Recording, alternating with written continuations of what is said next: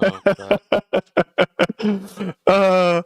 We already have there's already people in the stream telling you guys to reject Miska, and we haven't even started. So we are back live, everybody. Welcome back to Payback as a Lich, and Happy New Year for all of you that have been following us since last year.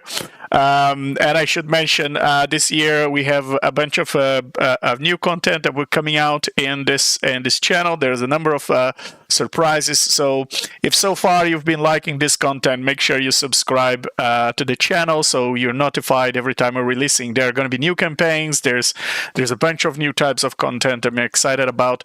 But you will see. I won't give it spoilers at the moment. All right, let's start the year by reminding you what this campaign is all about. So, in the multiverse of D&D, drenched in despair, I should say, and teetering and on the edge of total annihilation, the so-called heroes that had been assembled by the Wizard's Tree have already failed spectacularly to stop Vecna's Eve of Ruin. And Vecna, the Lich God, is currently rewriting reality itself, bending time, space, and sanity to his will. But hope, or rather, I should say, opportunism, isn't entirely lost, as we have here our left-hand horrors. A band of self-serving liches who, driven by grudges and ambition and sometimes just sheer stubbornness, have taken it upon themselves to usurp Vecna's throne. And it's not about saving the multiverse, it's about revenge, it's about power, it's a race to claim at least one of the 2 rods of 7 parts there in the game right now, before everyone else does it, so that they can try and perhaps rewrite reality their own way. Let's go around the table and meet our protagonists tonight. We have let's start with Drazov, should we say, an enthusiastic madman, perhaps, or once was a rejected apprentice of Vecna. Drazov's twisted curiosity knows no bounds. He's enamored with the chaos that Miska represents, and for him, it seems that rewriting the multiverse under a new queen, the Queen of Chaos, might perhaps be just another experiment worth pursuing. I don't know. I guess we're gonna discover if today if Drazov's maniac disposition adds unpredictability to the group's decision or not. Drazov, say hello to our audience. Tell us a little bit about how you're feeling tonight. Yes, I am Kilpetros the Obscene, as always, and I must admit I am a little bit torn on this one. It is there are a lot of factors to consider, but I am indeed leaning toward Miska's offer. It is intriguing, and I think it will offer a lot of good opportunities for my work. Very well, and then we have Midge, our fungal guardian, if we could call that. She is the smallest of the horrors, but has the largest disdain for these forces that want to rewrite the multiverse and mess with the balance of decay of nature. As Loth's formal rival in the Demon Web pits, she has perhaps no patience for Miska's schemes, and no intention of aiding another would-be multiversal tyrant. At least it seems that Midge has a very no-nonsense attitude towards this. She has been both strength and sometimes liability to this party of full self-serving undead. Midge, please say hello to our audience. Tell us a little bit about how you're feeling tonight. You know, I'm pretty chaotic but when it comes to maintaining the balance and not letting there be too much power to one side, I have a pretty strong stance. So, as far as I'm concerned, Miska can rot in hell. And Asmodeus would love that. And can you imagine what he would do with Miska if he got his hands on it? And then we have Cyril, our clockwork genius of sorts, or should I call you our clockwork Morgan Freeman, as a former time-obsessed scholar turned lich.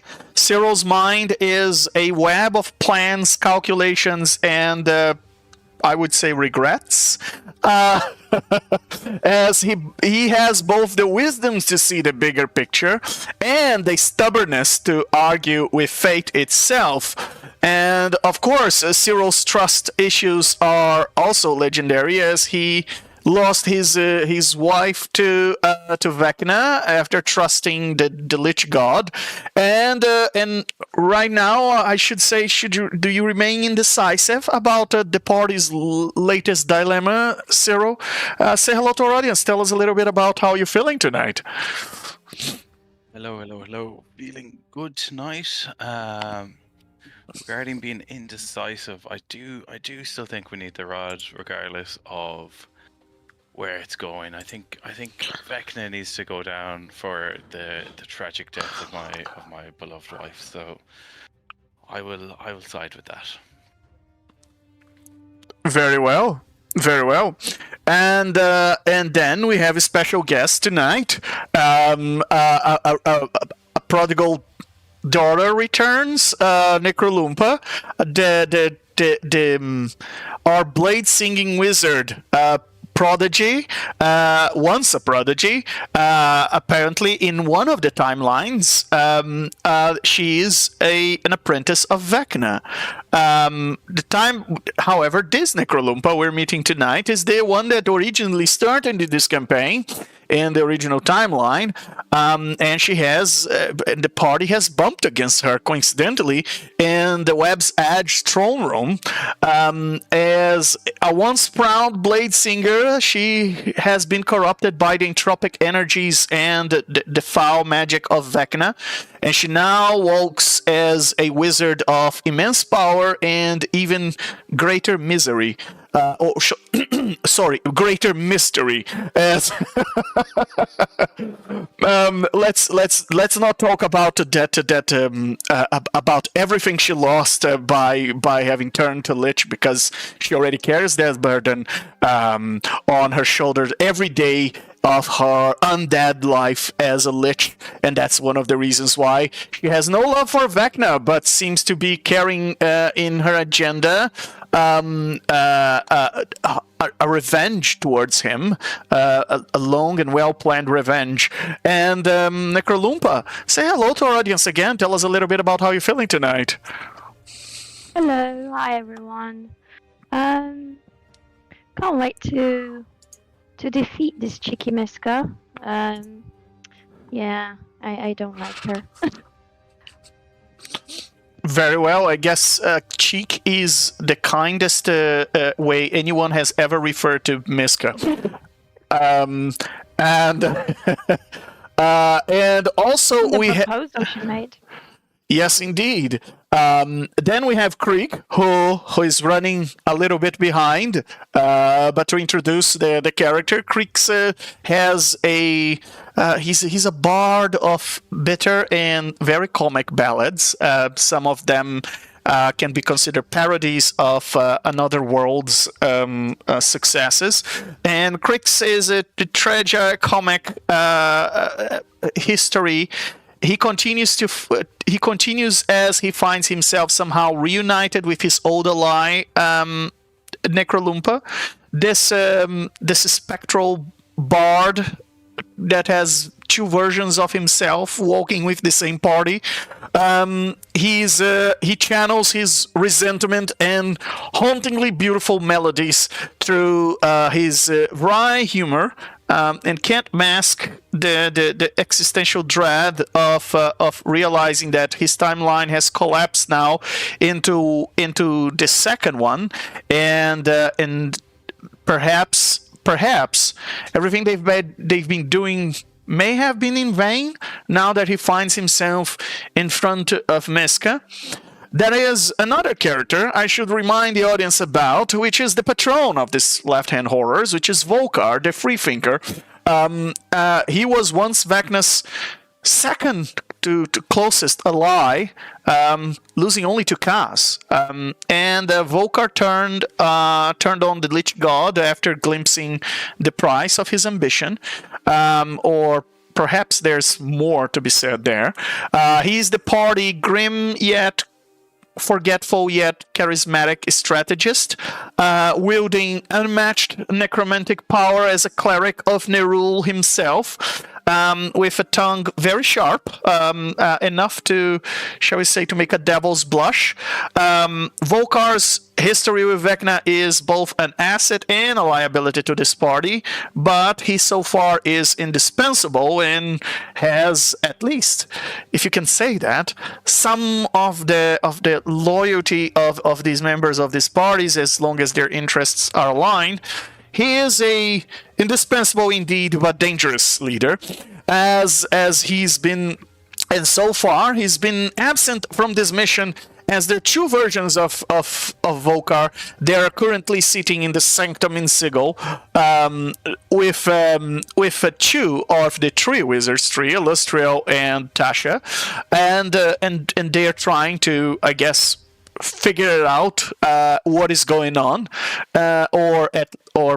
yeah, in fact, let's be honest, they're probably just making fun of Tasha and Illustriel for having been tricked by Kaz twice, and they're probably just making fun of them all along. But anyway, the party is here, and as a recap of what happened in the last session, the horrors have delved even deeper into the web's edge, this maze of silk and secrets.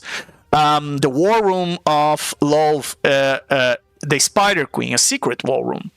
They have stumbled upon the hidden subterranean throne room of Love herself, or so they thought. Instead of the Spider Queen, they found Miska, the wolf spider, sitting on Law's throne, mid-sentence and in a sending spell. And from her commanding perch, Miska was commanding her guards and her bodyguards to attack this wizard that only one member of the party had recognized. Necrolumpa from Creek's original timeline. This Creek is the Creek from the original timeline as well. So for those in the audience who need a little visual reminder, let me just give you a little visual reminder of how our timelines look like, thanks to an accidental wish of Vecna provoked by Drazov. We had two timelines that merged into one, and now there are two versions of the members of the party. And the creek that belonged to this party originally from the second timeline has been crushed by a massive comet that was accidentally incidentally casted by Volkar, and the rest of. It seems that both Ronaldos in both timelines seem to be busy with their own businesses, and this party now meets Necrolumpa. They originally thought that this was the same Necrolumpa they found back in the Warforged graveyard, which Volkar warned them it's bad news, but. After realizing that they were facing, they were a third party in a fight between Necrolumpa and Miska, it seems that Miska was the least of the worst enemies, or so they decided to immerse in their fight. Midge turned into a ancient brass dragon Midge. The tension exploded, and there was this standoff where the horrors entered, caught between the Demon's Lord fury and of their insolence of having invaded and their suspicion about Necrolumpa's allegiance, despite Creek have recognized that she was his ally. So perhaps this party is just suspicious, but still a little bit trusting of this Creek that seems to be from a different timeline. Well, you have seen two Volcars, so it's and Cyril has explained what's going on to everybody, so it seems a plausible explanation that in a different timeline, Drazov and Necrolumpa are switched as members of this party. Miska, imposing and radiating this unearthly power, has offered the horrors a deal. Swear fealty to her, the queen, and swear fealty to the Queen of Chaos, and she would unleash them upon Vecna with the full might of her chaotic legions, and in return, they would owe her loyalty for eternity, or until her vision for the multiverse was complete, which, good luck with that completion. And the room was, for the first time, silent, as each Lich weighted the cost of their undead freedom against the allure of vengeance and power. And the Midge was the first one that immediately declined, her fungal resolve unshaken. Then we had Necrolumpa, who surprisingly also seemed to be refusing and want to crush Miska, and unwilling to bow to another demon lord or another evil. Creek and Cyril were hesitant, torn between their disdain for Vecna and their mistrust of Miska's intentions. Drazov, true to his chaotic nature, seemed all too eager to consider the offer, and seeing Miska as a sort of stepping stone for his ambition to eventually get the dark tome that he's looking for. And the session ended at that pivotal moment with Miska poised to attack, but waiting for the party's response. The battlefield is silent but tense, like a powder keg ready to explode. And now we return to that special moment where the horrors will have to decide. Well, not all of you belong to the left-hand horrors. There are two that they're from the other party, and the battlefield is silent, is tense, and now you have to decide what is more important to you, and what are you willing to do in order to go after Vecna. And by the way, for those of you who don't recall how the race for the rod is right now, there are, oops, that's not the one I wanted to show. There you go. There are two rods in the multiverse right now, thanks to that crazy wish, and one of the versions of the party has 3.5 pieces, because we don't know which one Cyril has yet, and the other version of the party has 3. Kaz, who is their main competition on the right, has in one of the timeline has 3 pieces of the rod, and on the other timeline there are 2 pieces of the rod. Another thing I forgot to mention that is quite important: Miska right now is carrying a weapon that has a piece of the rod embedded in the weapon. And it might just be the piece of the rod that no one has at the moment, that tip on the other side there. Now, in one timeline, this Necrolumpa that is in the room right now has a piece of the rod, which is the same piece of the rod as Drazov have. So you guys have a copy of those at the moment. And it seems that allying with Miska would be the same as allying themselves with Kaz, which would make this race quite interesting. Wouldn't even be a race anymore, because if Miska has the last piece of the rod, and Kaz has all the remaining ones, and you are all on the same side, that would potentially complete the Rod of 7 parts, or one of the Rod of 7 parts, for you guys, assuming Kaz would be more than willing to give you his pieces after you make a pact with Miska. So that puts this question quite an important point in this story, as the members of this party now have to decide between the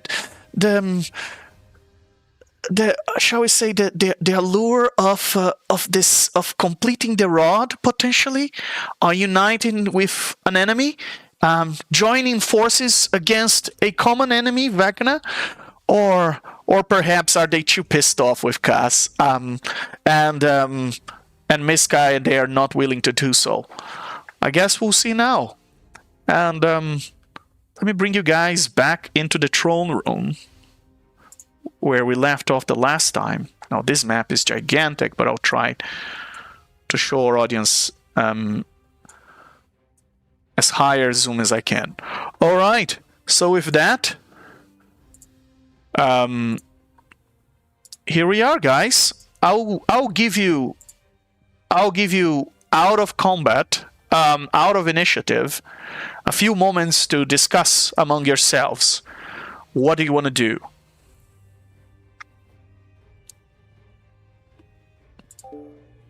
That's a good question. What do we want to do? I mean, you guys know where Midge lies, so you guys do what you think your characters would do, and we deal with the aftermath.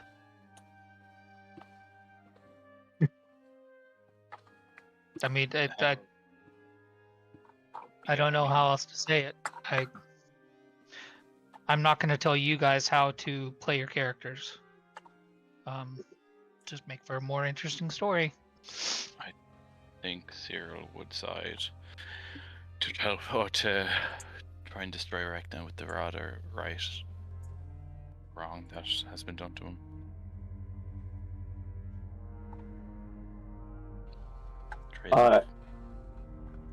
Well, Trezolf is still, I mean, he's leaning toward Miska, but he's still a little bit on the fence.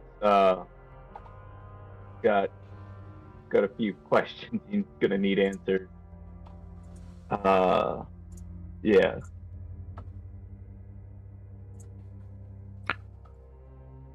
Well, Kind of questions. I think we just need to let it play out then. You ask your questions, and I don't know. All right. So you have some questions to ask? Are we still in, like, slow time, Legend? If you are in slow time. Right. So, like, we can still ask questions of Miska. Yes, role playing is a free action. So so you can ask your questions. It's fine. We can consider the combat at the moment in a standstill while Miska is waiting a few seconds for your answers. All right. So I'm very much liking your offer, but I have a few points I'd like to clarify if I were to accept. Firstly, there are certain Vecna has a renowned library of arcane power, and I would very much like to clarify that once he is deposed, I will have free access to it in first pickup among his treasures. Yes? I would like a guarantee on this point. You want to put your hands on the Book of Vile Darkness, don't you? Very much so. Well, not so much the putting my hands on it, but I would like it to be mine. Everything you accomplish and everything you get out of your fealty to the Queen of Chaos, it belongs to the Queen. You belong to the Queen once you swore fealty. If you do your service well, maybe she will reward you by granting you that wish. But I cannot make any guarantees on behalf of my Queen. That is good to know.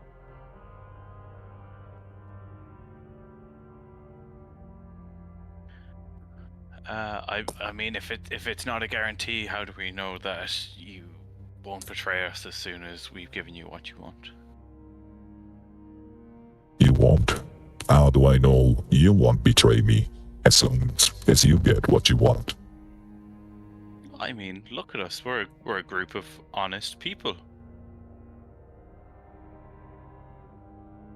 Is that an attempt of humor? Evidently not. Well, above the table, Drazov is officially off the fence.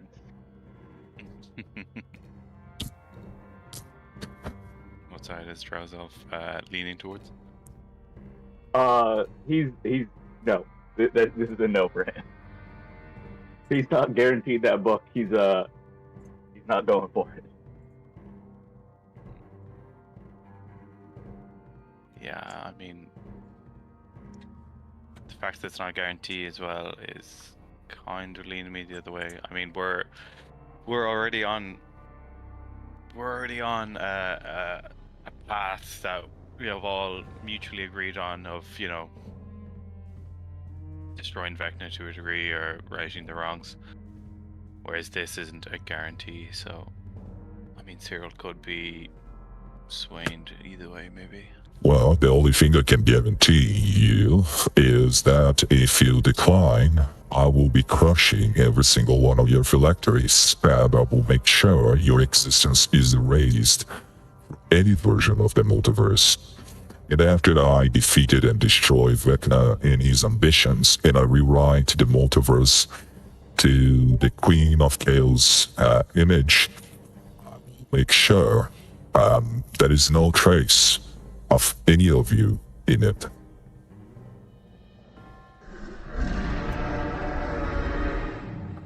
That's Midge's response. What was Midge's response?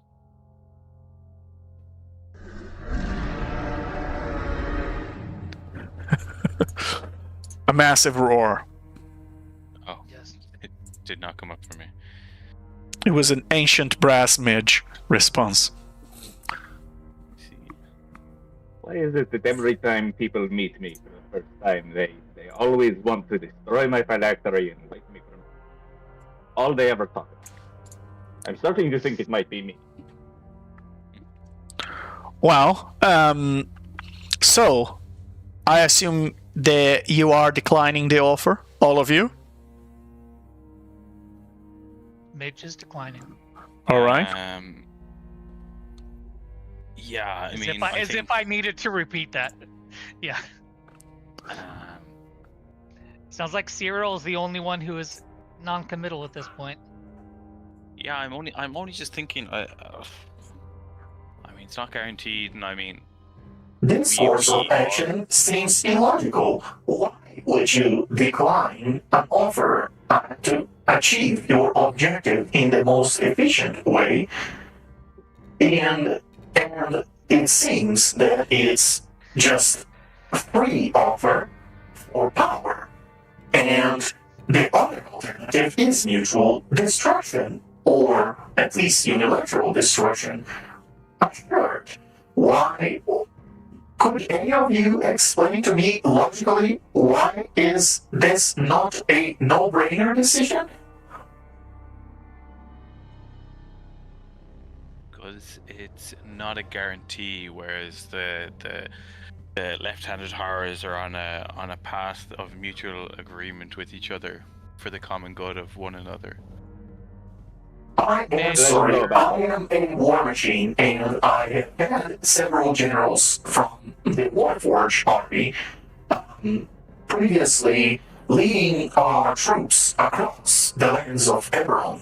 And if an opportunity would come for you to join forces in order to destroy a common enemy, usually armies would consider that a good deal and would be logically that you would unite forces.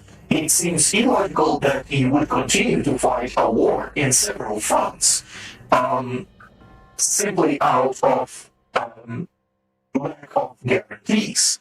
As there are also no guarantees throughout the other path that you are choosing to take. I must say, I find this particularly illogical.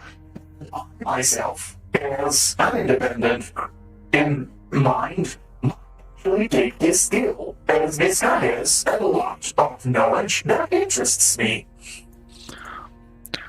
Midge turns her head, and for the first time, as the brass dragon, she speaks. Why, yes. It does appear that the offer of power is true.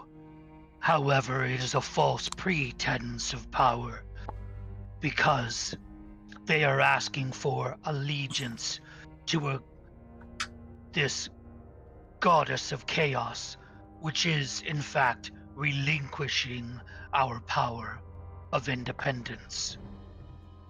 Do not be swayed by this shady deal.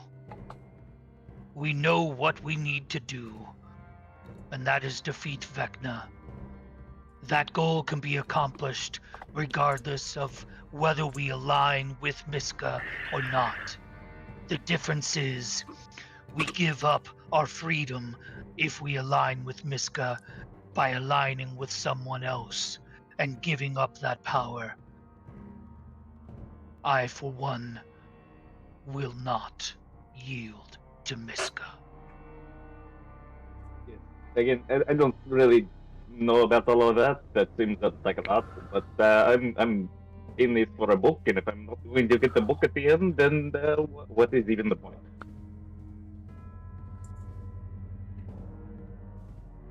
I'm calculating the probabilities of you obtaining that book through succeeding in your ally question are actually higher than your probabilities of obtaining that book by yourself. I would expect a positive value out of this deal. It seems that allegiance are things based on trust.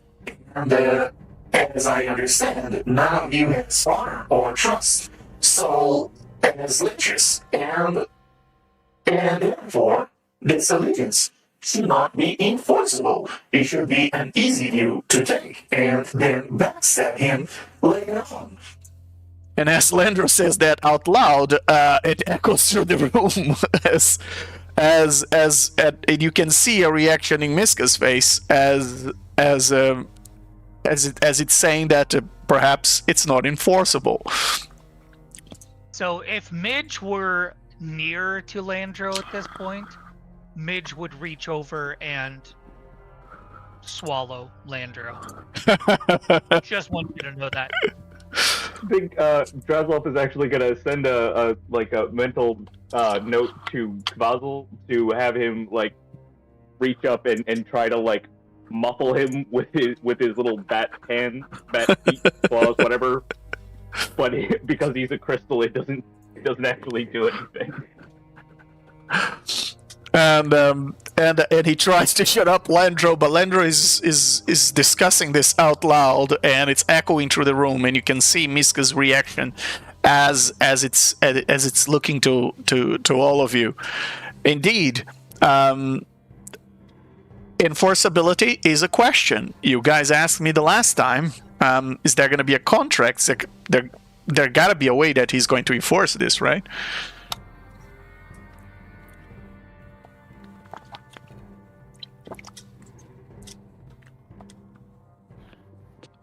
I'm so torn here. I'm not gonna lie.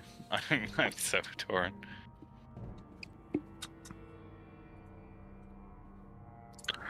Well, it seems Necrolumpa and Necrolumpa, I assume you maintain the position of the last session that you want to cut Miska's head off. Yes. Okay. Okay. There's gotta be Still someone. close. There's. Yes. There's. There is someone there in the chat that is probably happy about it. I can see.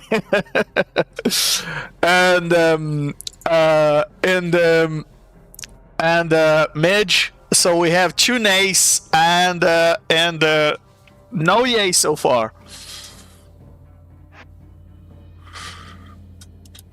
Creek's not here to reply for himself. I would say there is a yay, as Landro is saying he would take the deal. But he doesn't count. Well, the danger here is if Landro takes the deal, if everything that Landro knows about you guys now, this might be problematic. What does Landro know? Landro doesn't know where our... He's been to the tree, the necro tree. Oh, that's true. But I mean, if Landro takes the deal and we all... I'll threaten Landro. Yeah, I'm if gonna Landro, banish him or something. if Landro takes the deal, Midge is just gonna swallow him. So it's just... Don't even know the guy. It's a floating gem that is talking to a floating green gem, like a beautiful head-size emerald that is talking to the party right now and has the voice of a robot. The mind, yeah, basically the mind of gosh, what a war. Yeah, Colossal Warforge. Titan, Colossal Warforge. Yeah. That we picked up in Aberon. Right. Yeah. Now he's a gunner as well. You say now he's a goner as well. Yeah. If he sides with Miska, yes. From my side. So we do have some tension here. But Cyril and Drazov are still on top of the wall. Yeah. I think Cyril's in the Elsie- initiative if count. Elsie Cyril's gonna make the counts- first move. Yeah. I'm so tempted to kill Landra. Well, that's neither here nor there. You would still have to make a choice regarding Miska. The moment you make a hostile move, the deal is off the table. And you can all assess this with your passive insights. Okay. How big is this room?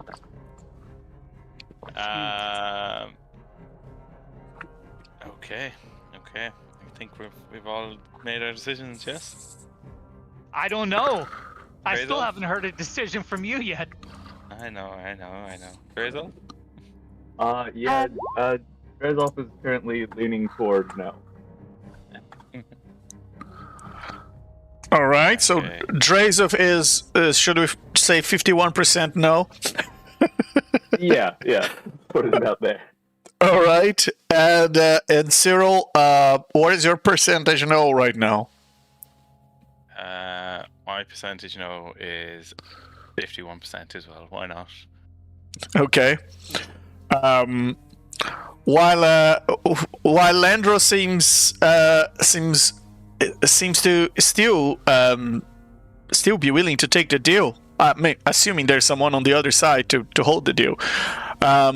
So Cyril, let's get back to asking you at the start of this turn. What would you like to do? I am going to cast Chain Lightning at level 6. Chain Lightning at level 6. Very well. Chain Lightning, and it's gonna go hit this guy, and it's gonna go boop, and it's gonna go boop. So hit all three of them for... The Dragloth is a creature that I summoned, by the way. Oh, It's on our side. apologies. It will not hit the Drace. Apologies. Maybe the sleep last time. Okay. It's all right. They're all demons, right? Yeah, I mean, they all look the same. They all look the same. That reminds me, Trace, of you holding concentration, right? So. Yeah. That is All right.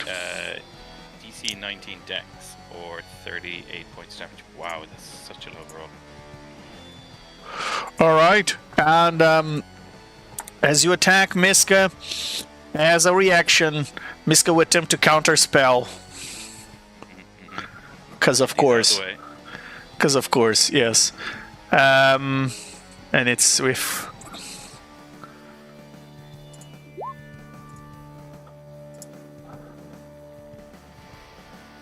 You use that at? Level 6. Very well. The counter spell failed. Atta boy. The chain lightning goes across the room, and then it leaps to other 3 creatures. What are the creatures you wanted to leap? I believe it's 30 range. Yeah, you can do this one. No, he can't. They're too high. They're high. They're too high. I can do this one Yeah. over here. This one. This one is not high. This one is not high enough. It's 30 feet. So you can take this one and this one. And there's this one here, the Quavitlinko. All right. So those 3. All right. Very well.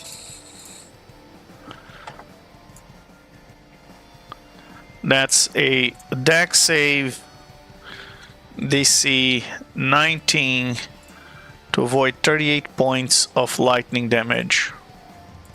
Or half as much in a success. And they've all passed. Ouch. Okay. No, sorry, it's 19, except the bird. The bird didn't pass and takes 38 points of lightning damage. Everybody else takes 19. Sweet. Alright, and here we have Creek. You just missed the vote. You just missed the vote. We just initiated combat. Are we voting for Miska or are we voting for Lolth? Welcome back. You must find out. That's for you to find out. Cyril just cast chain lightning, so. So yeah, But so the who deal would is off the like- table now. You're fighting Alright. Miska. So I'm a Lolth supporter, got it. Well, Lolf, apparently, for what you gather from Necrolumpa and what's going on here, Lolf is no more. Miska has won the War of Pandesmos. Has been usurping the throne of Lolf and commanding her armies since who knows when. So yeah. After all, you are inside Lolf's throne room, and Miska was sitting in the throne. That gives a very clear message of what's happening here.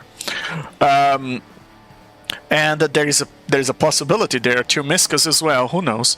And with that, Cyril, what else would you like to do in your turn? I am going to Misty Step up 30 feet. And actually, yeah, Misty Step just here. And that's me done now. Very well, very well. And as a legendary action, Miska will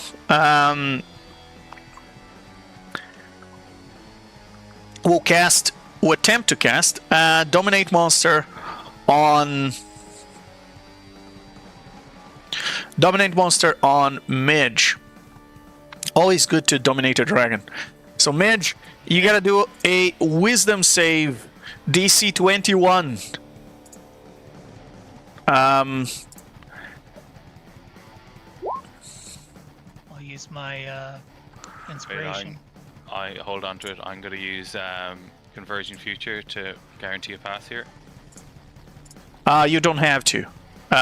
This is to this is to attempt to charm Midge, and she's immune to charm. Oh, nice. So the creature attempts to... Liches are immune to charm condition. But Miska doesn't know that, and Miska attempts to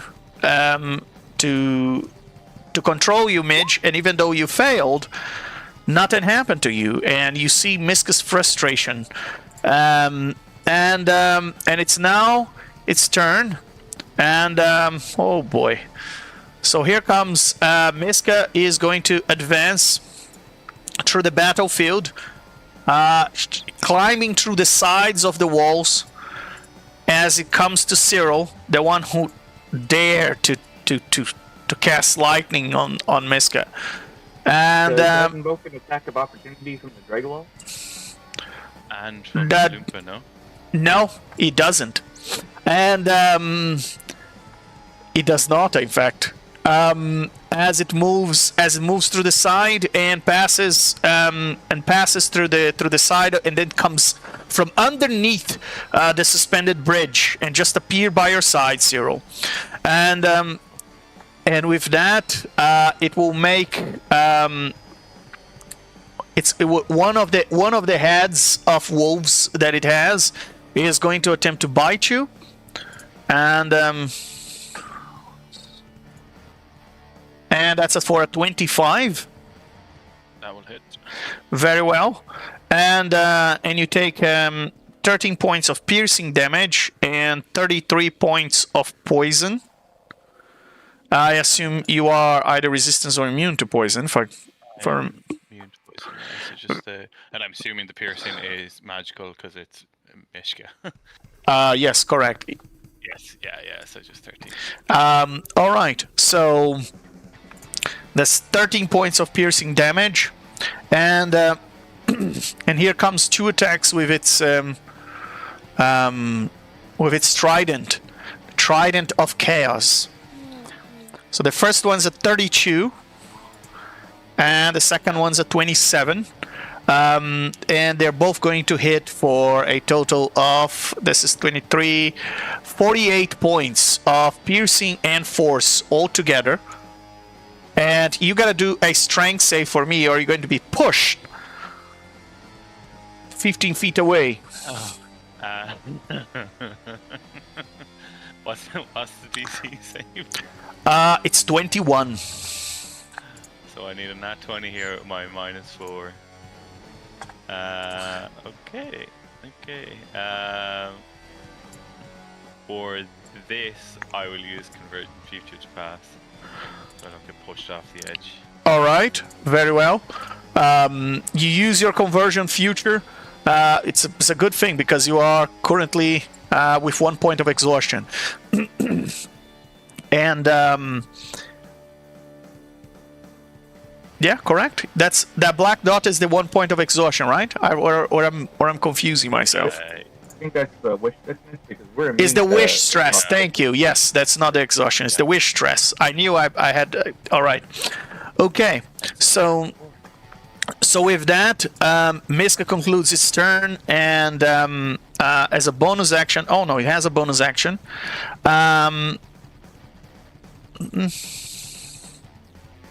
Oof. But it's not going to do anything right now. All right, and it's now the turn of the bird, and the bird is going to do what it can. Let's see if it recharges. It does not, and the bird will fly towards the dragon and attack the dragon mid-air with its talons. And that's 3 talon attacks. 29, 25, 18. So First two hit, the 18 does not hit. all right. So that's going to be 42 points of piercing damage. Magical? Magical, yes. And with that, 2? yes.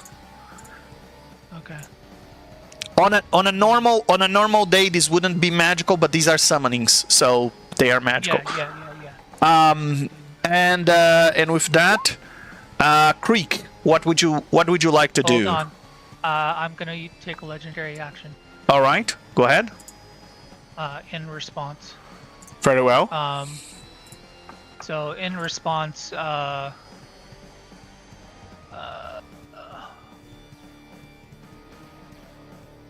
see.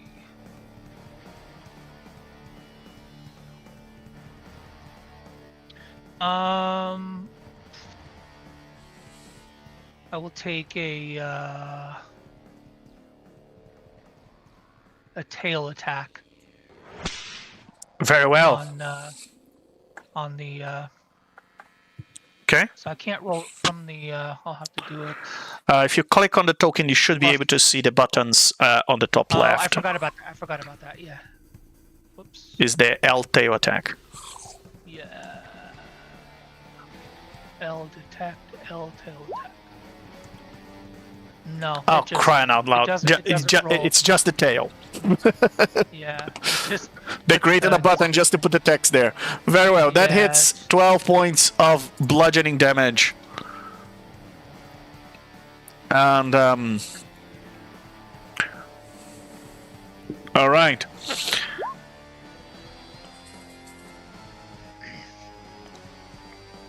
Okay. And as it hits, you see this demon bird just seems to not even care about the smack on its face. It's clearly fixated on you, Ancient Brass Mage. And Creek, what would you like to do? And say hello to our audience, Creek. Hey guys, it's here Creek. I'm still having a hard time between Miska and Lolth, but hey, they just are two similar gods, right?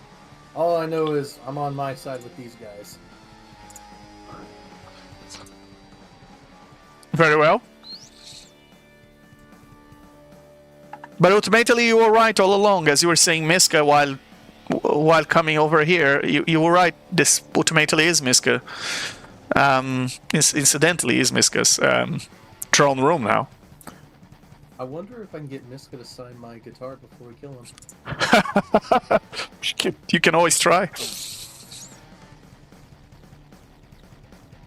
Okay, so for my turn, I'm gonna move a bit closer right here, so I'm within range of Ancient Brass Midge.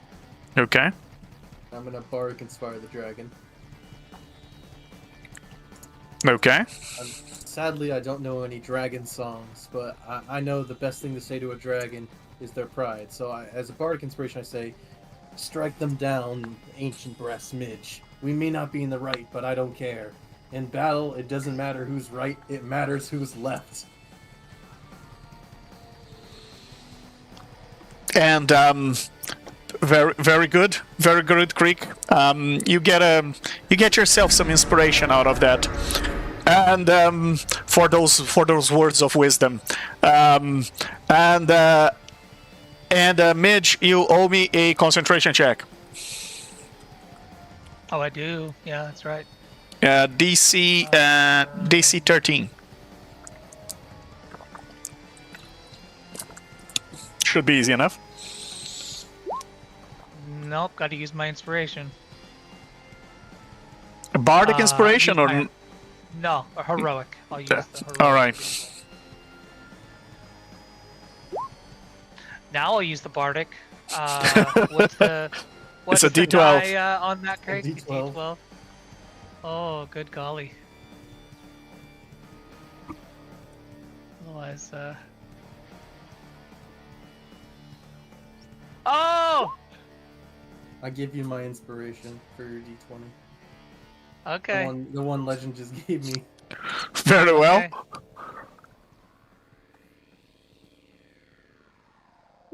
There we go. All right. Okay. Does that mean he gets to keep his Bardic? He keeps right because it passed. All right. And Creek, what else would you like to do in your turn? All right, and then I'm gonna go up to Miska as I look at Cyril being beaten to dust. I said, "Hey, that's not very nice of you. Let's see how you feel this." I'm gonna use my Chilling Touch as an action. Very well. My Paralyzing Touch, sorry. Okay. Can I use a lucky point? We're not doing very well You here, can- Creek. Yeah, it seems Miska's presence is enough to just shake you guys to the bones. I don't want to be more lucky. I'm so sorry, Zero. Yes. If you can use what? Your luck point. Yeah, you can. I'm at a luck point, so just double check. Oh, then roll a flat d20. Let's see if you didn't paralyze Zero instead. Although he is immune to paralyzation, so that should be okay. 19. Very well, you didn't paralyze, but as you try to touch Miska, one of the wolf heads just coming, and you pull your hand back because you thought that it was going to take your arm out, and you ended up not. Can I just see the? Oh, I'm sorry. I just wanted to bask in your glory. Just one touch. I'm so sorry. Could you also sign my liar? There it is. Roll the best persuasion of your life. Natural 20. Wow. There it is. Guys. And Miska says, I will. If you swore fealty to me, I will sign your liar. Greek will end his turn as he thinks about the weight of a signature on his liar. not only that, think about how many pieces of the rod you're going to be able to put together. If you ally with Miska, you guys could just end your race for the rod right here. After all, ultimately, you're just going to be running after to Cass to get the other pieces he has. And with that, Ancient Brass Midge, what would you like to do?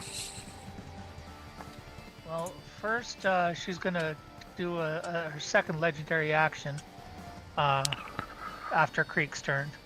And we're gonna smack with the tail again. Now that she has someone in range. It's a 30 for 14 bludgeoning. Very well. That hits. And tail attack, if I'm not mistaken, you can only use as a legendary action. That was my legendary action. Oh, that is a legend. Oh, okay, all right. Okay, I thought you were in your turn. Very well. Go ahead. No, I was doing a legendary action before I took my turn. Very well. Yeah. Okay. Hold on. I have 214 for Midge's health. You have 214. I have 214. Oh, the dragon has the dragon has 192 over 297 left. Okay. All right. Well, we'll go with the token. So, question. What is the? So the bird is 30 feet up as well? Yes, at the same level as the dragon. Okay. Is there a way to breathe fire down to get this spider thing? Yeah, also? absolutely, yeah. To angle it down. It's a cone. That, it's a cone, so that's fine. Yeah. No, the fire is not. The fire is a straight line. The fire is a 90-foot line. Oh, then you're gonna have to. So then you're gonna have to go. You're gonna have to take an angle. You're gonna have to go 5 feet higher. At least. I would still. Yeah, but I would still remain in. I wouldn't lose base to base. No, you just wouldn't. By moving up 5 feet. No, 5 feet above, you're still in the vicinity. Yeah, so Midge will go up 5 feet, so it'll be at 35. Okay. And angle that way so that it gets. Actually, it's going to go 90 feet. Is there anybody back there? Oh. Let's see.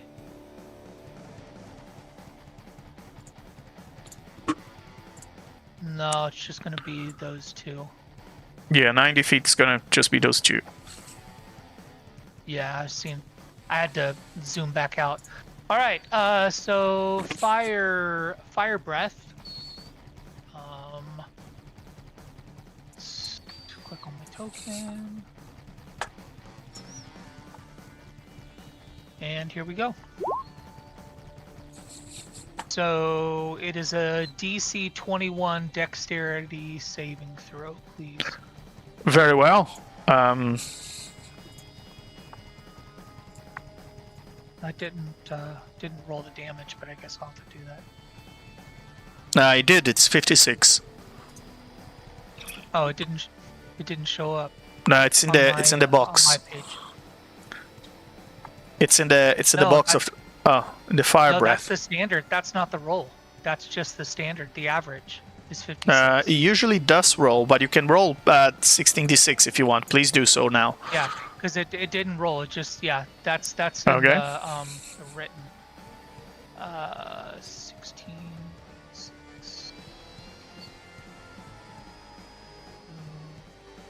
See, I can do that on my page. 16.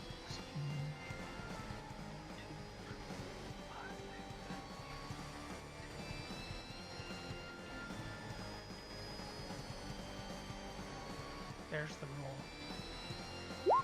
59. Very well.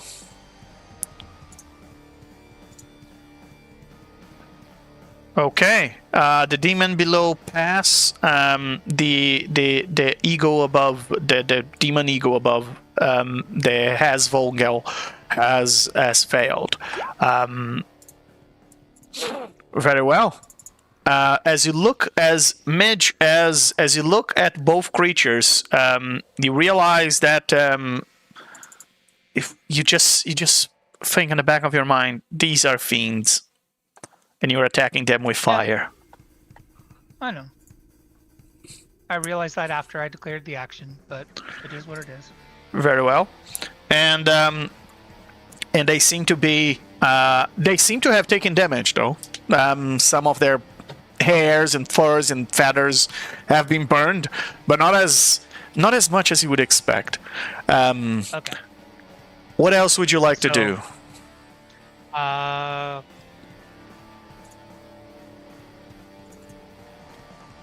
think that's it, because I'm not gonna...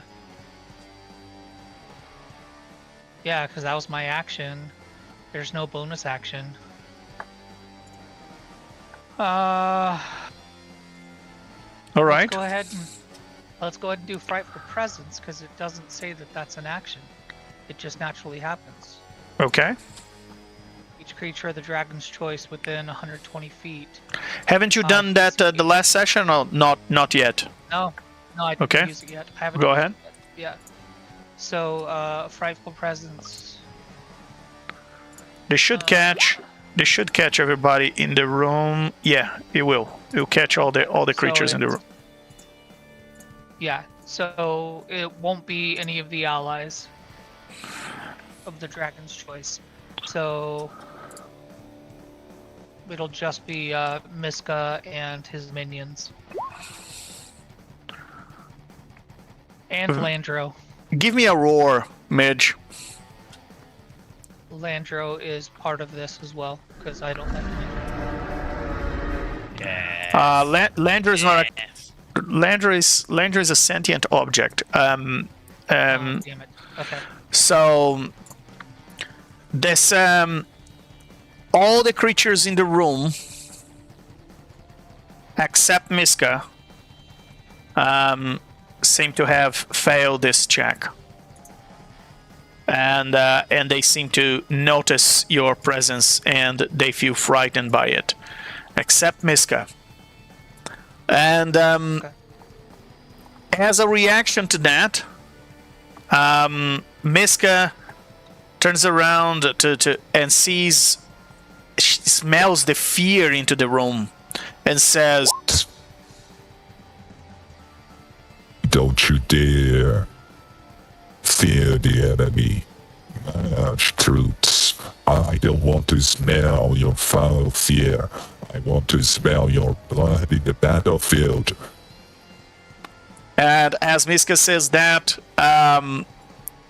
the fiend that is there closest to you is no longer frightened. So it can turn off. And No, not the bird. not the turns bird, off of this one. just that one. Oh, okay. Interesting. Okay. So good to know. It can turn off. Okay. All right. Yeah, I'm not gonna move. I'll just stay. At this level. Yeah, because I don't want to take an opportunity attack. Okay. Do I? Now the demon, No. demon that is down there is it recharges and is going to release a spray of shimmering webs towards you, and ancient brass mage, and you gotta do a DC 16 wisdom saving throw. Wisdom. Interesting. Okay. Yes. Or you have the stunned condition. Very well. It's an 18. Very good.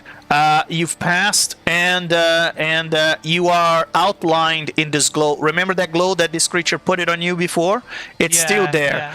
So you, It's still as you're there. flying 30 feet in this dark room, you are pretty much, except from the braziers in the throne room, you are the only source of light on this side of the battlefield.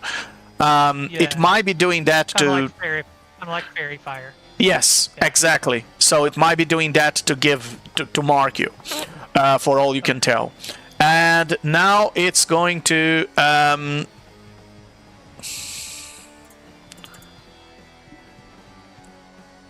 it's going to move and take position over here as it comes towards Necrolumpa. And with that, Elsie the second. What would you like to do? Hold on. I'm sorry. Legendary actions reset at my turn, correct? Yes. Okay.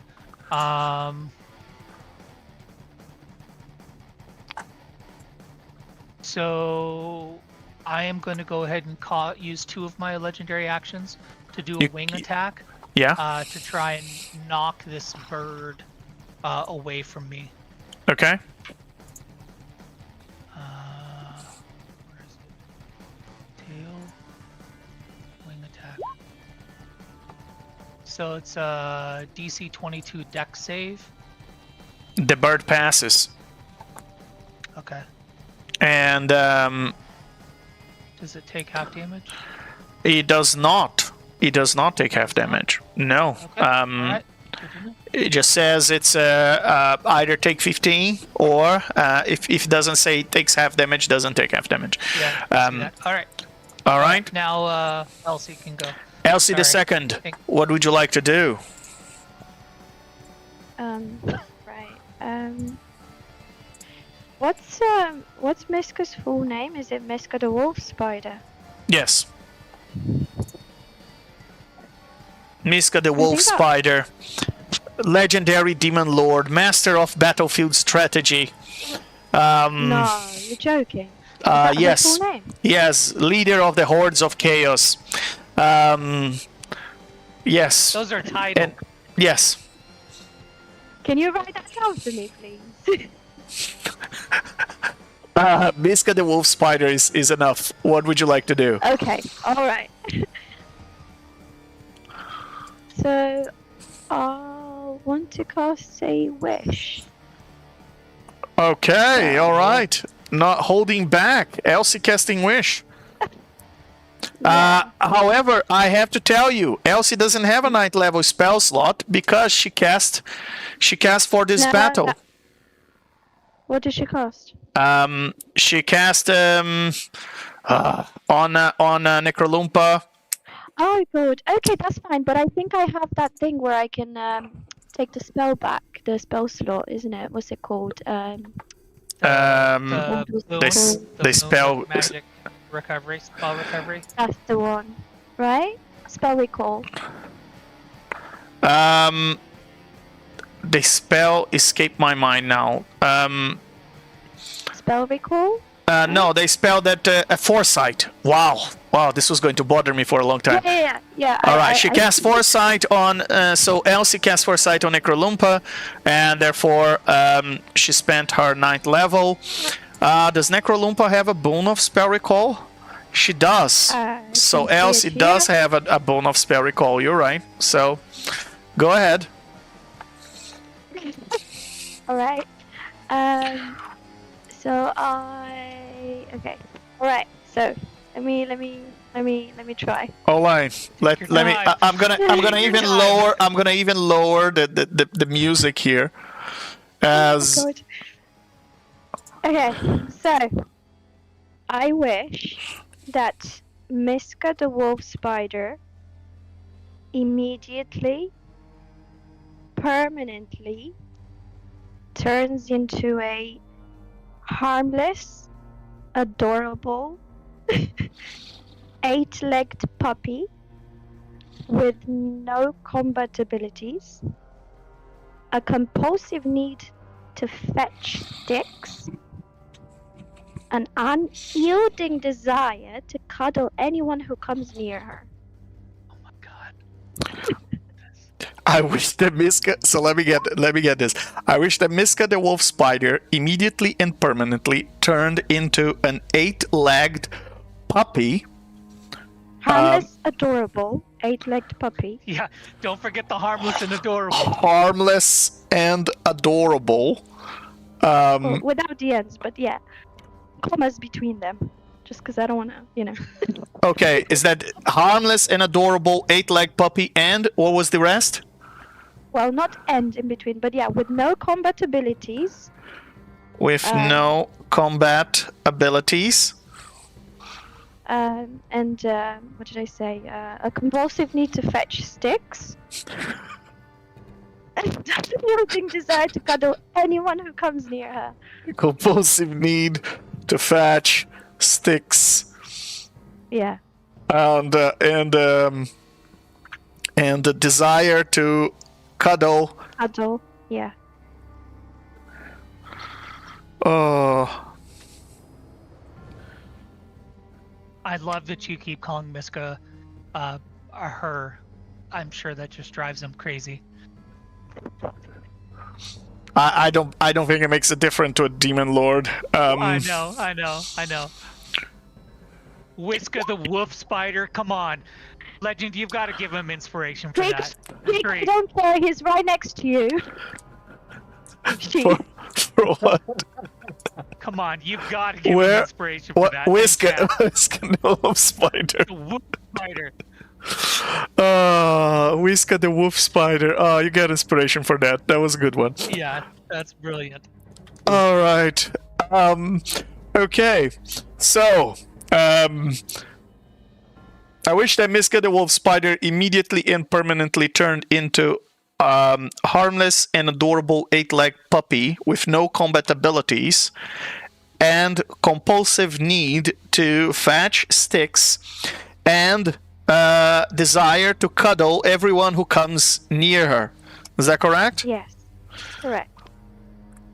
All right.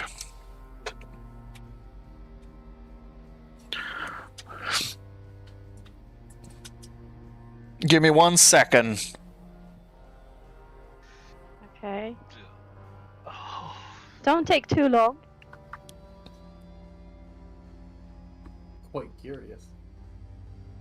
And thus we are all cuddled out of existence.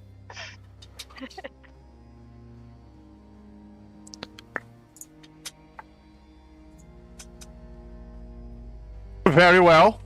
As Elsie casts this wish, Let me do it. Oh. yeah? Oh, Yeah? I want to. Is it too late to continue?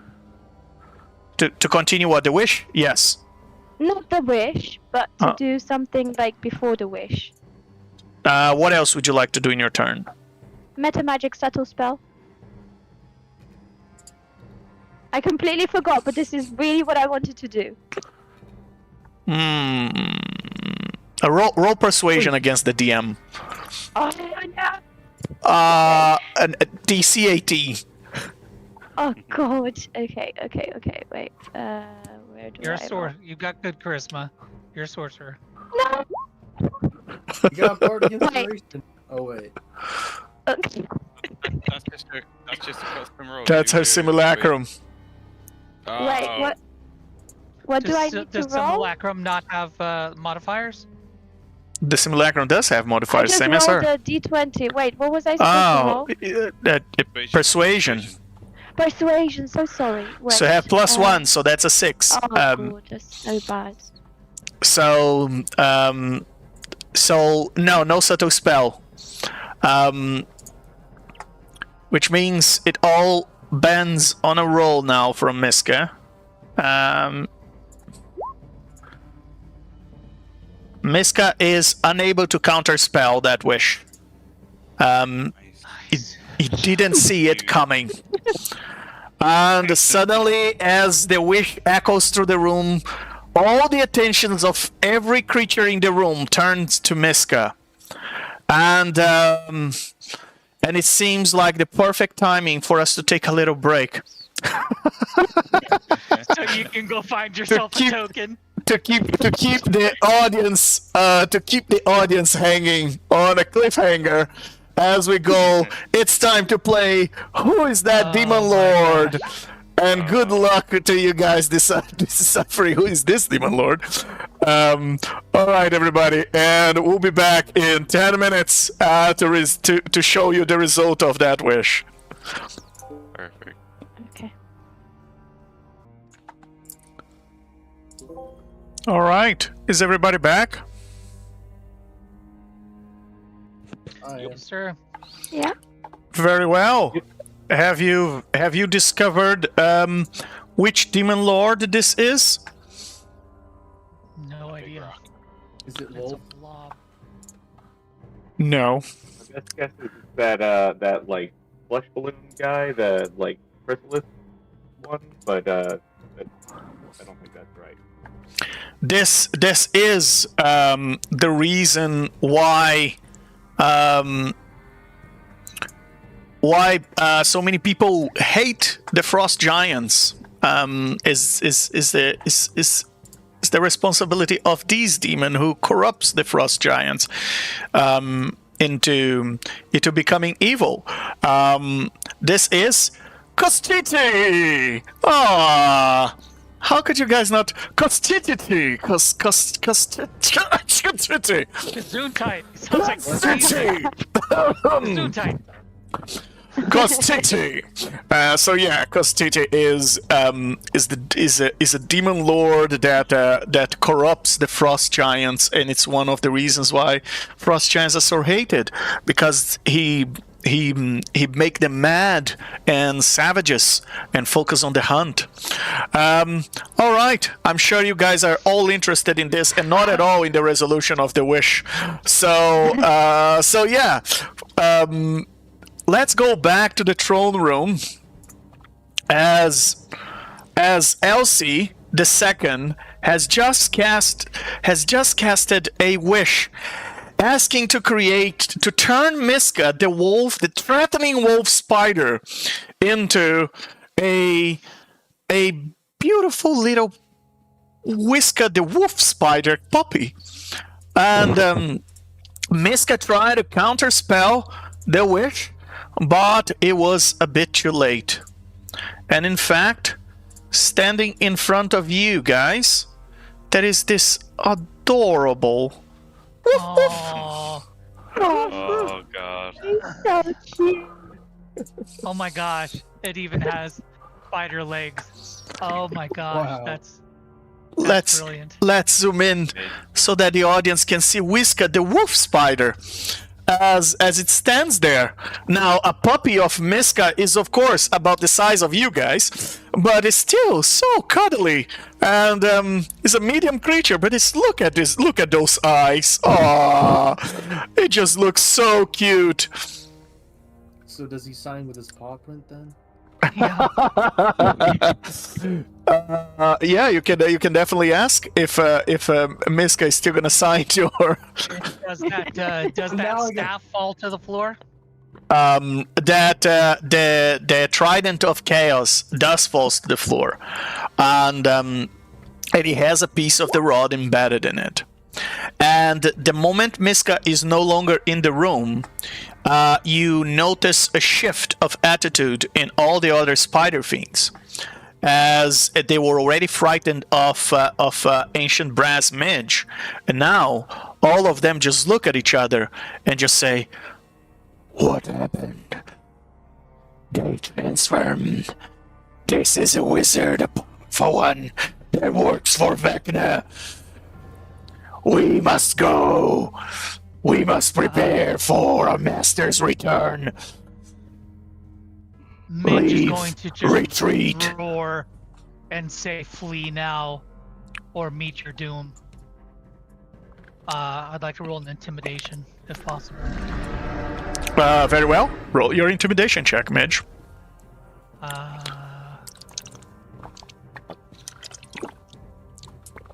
Would that be... I guess that'd just be a straight roll using the stat block of the dragon, right? Yes. Okay. Charisma +4. Will you help me find my lost? Nat 20. Wow. Very well. We get inspiration out of that. And as you get inspiration out of that, Midge, you notice that all of them are very intimidated by your powers, and the generals there, they turn to each other and say, "Retreat. We need a tactical retreat now. Yes." And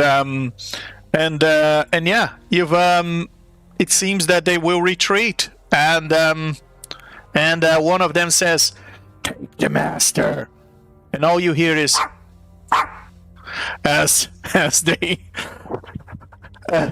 the little puppy. So Elsie, what else would you like to do in your turn? That was your action. Wait, are they still attacking us? Or are they not gonna? You're still in combat.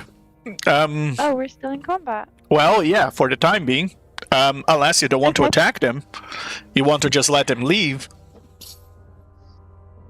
Are they leaving? It seems that they agree that they have to retreat. They are shouting at each other. "We must retreat, take the master, and leave." Right. Well, I don't really have much left to do with Elsie, really. Yeah. That's right. the end of Elsie's turn. Yeah. The eagle that was attacking you, wait, ancient brass midge. Yeah, the other eagle that was not attacking you, because that one already went this turn, right? Yeah. So the other one that was not attacking you is going to leave this place, and it flies through the exit on the back, and actually no. Now, let me rewind that.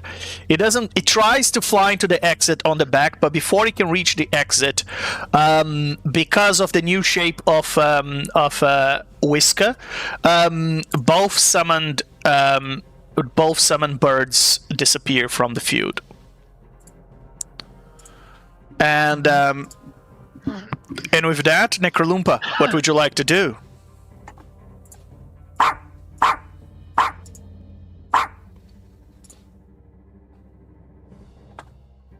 Necrolumpa? Good, I was on mute, sorry. Can I use the Blade of Disaster? Yeah, it's a bonus action. So you're going to continue to attack? I mean, a little, yeah, whilst they're on their way out. Why not? A little goodbye tap on the butt. Exactly. All right. Go ahead. You should be able to move that token of the Blade of Disaster. So I'll move it close to this one here. And I will do Blade of Disaster. So does a 17 hit? It does. Do I have two? Yes, you do. 2 attacks. Okay, so does a... D does. 25. Roll the Okay, damage. So that is. Wait, 8d12. 80-12, yes.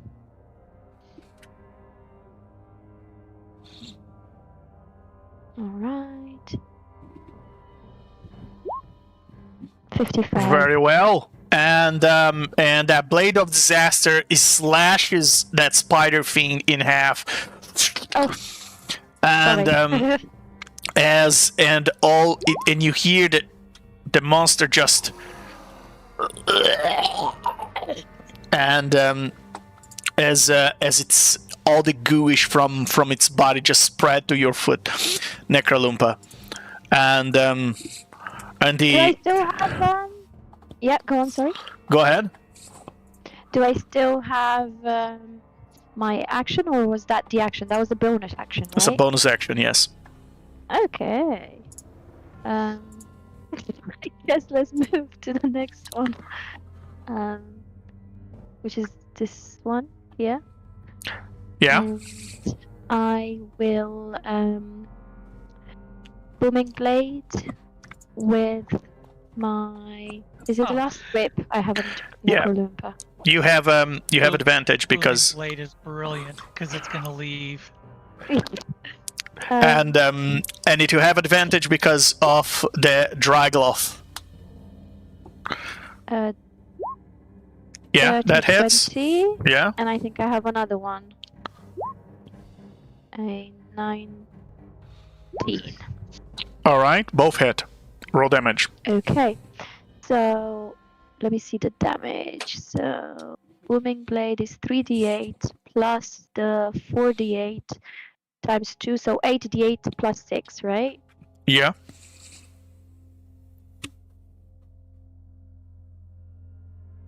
Okay, that is a 47. Very well. 47 points of damage. So that's yeah. All right. And how much if the creature did you roll your booming blade? Please roll your booming blade to know how much the creature takes if it moves. Is it a 6d8? It is is it additional 6d8. It is 6d8, yes. No, it's 8d8. Oh, 8d8. So that would Yes. be 41, the one that I already rolled, or not? I thought Or you do I were need rolling to for roll your again? weapon, so it's 8d8 for your weapon plus plus 8d8 for if it moves, because it's 6d8 from the booming blade plus 2d8 of your actual weapon attack. Oh, right, so 35. 35. All right. If moves, it takes 35. All right. And with that, what else would you like to do, Necrolumpa, in your turn?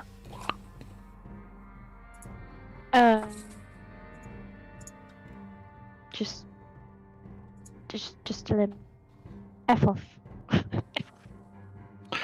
All right.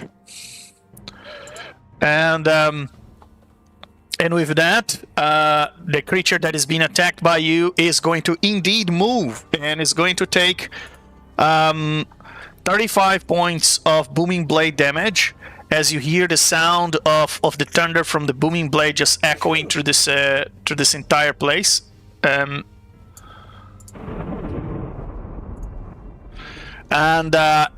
it's going to launch a web. Actually, it's just going to go around you and run towards Whiska, the wolf spider. You get an opportunity attack. I do, and I think I actually have a thing where I get an opportunity attack extra. Is it? You get an opportunity attack extra. Wait, sorry. Give me No, 1 second. it's a one opportunity attack, but if you are a warcaster, you can use a spell. Oh no, it's something else. Yeah. Okay, opportunity attack. So that is I can use. I will use. Can I use firebolt? Yes. Oh God! and you missed. You've Does it have advantage? you troll. Oh, is it advantage from? From just me being No. so cool? No. Legend. Just as a side note, Yeah. you can't move that direction because it's moving closer to the dragon. Oh yeah.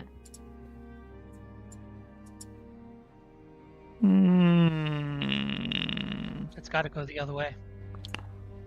All right. So, so the fright and condition says that a creature had disadvantage on ability checks and attack rolls while the source of its sphere is within line of sight. It can't willingly move closer to the source of its sphere, but it has been ordered to take the whisker and the whisker, the wolf spider, and leave. So it's not doing this willingly. It's doing because it's duty. Okay. And so I'm gonna say the call of duty here is higher than its fear, and it's going to move to try and as fast as possible take Whisker the wolf spider on its Does it also get an attack of from an attack of opportunity from the Dragloff? Yes, it does. Right. Oh yeah. Before it goes. That's, I'm assuming a 26 hits. It does for 17 points of slashing damage, and you see the creature takes the whisker, the wolf spider, and which now looks probably delicious to a demon, and he runs back away from Razmedge and jumps down into the passages, the level below. Does it leave the staff? It does not take the staff.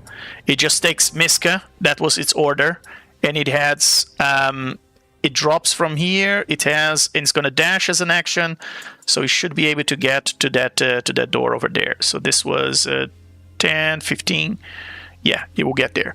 And it enters that little cave there, and it disappears through that door on the top left there. It goes from it goes all the way there. All right, and in the lower level. And with that,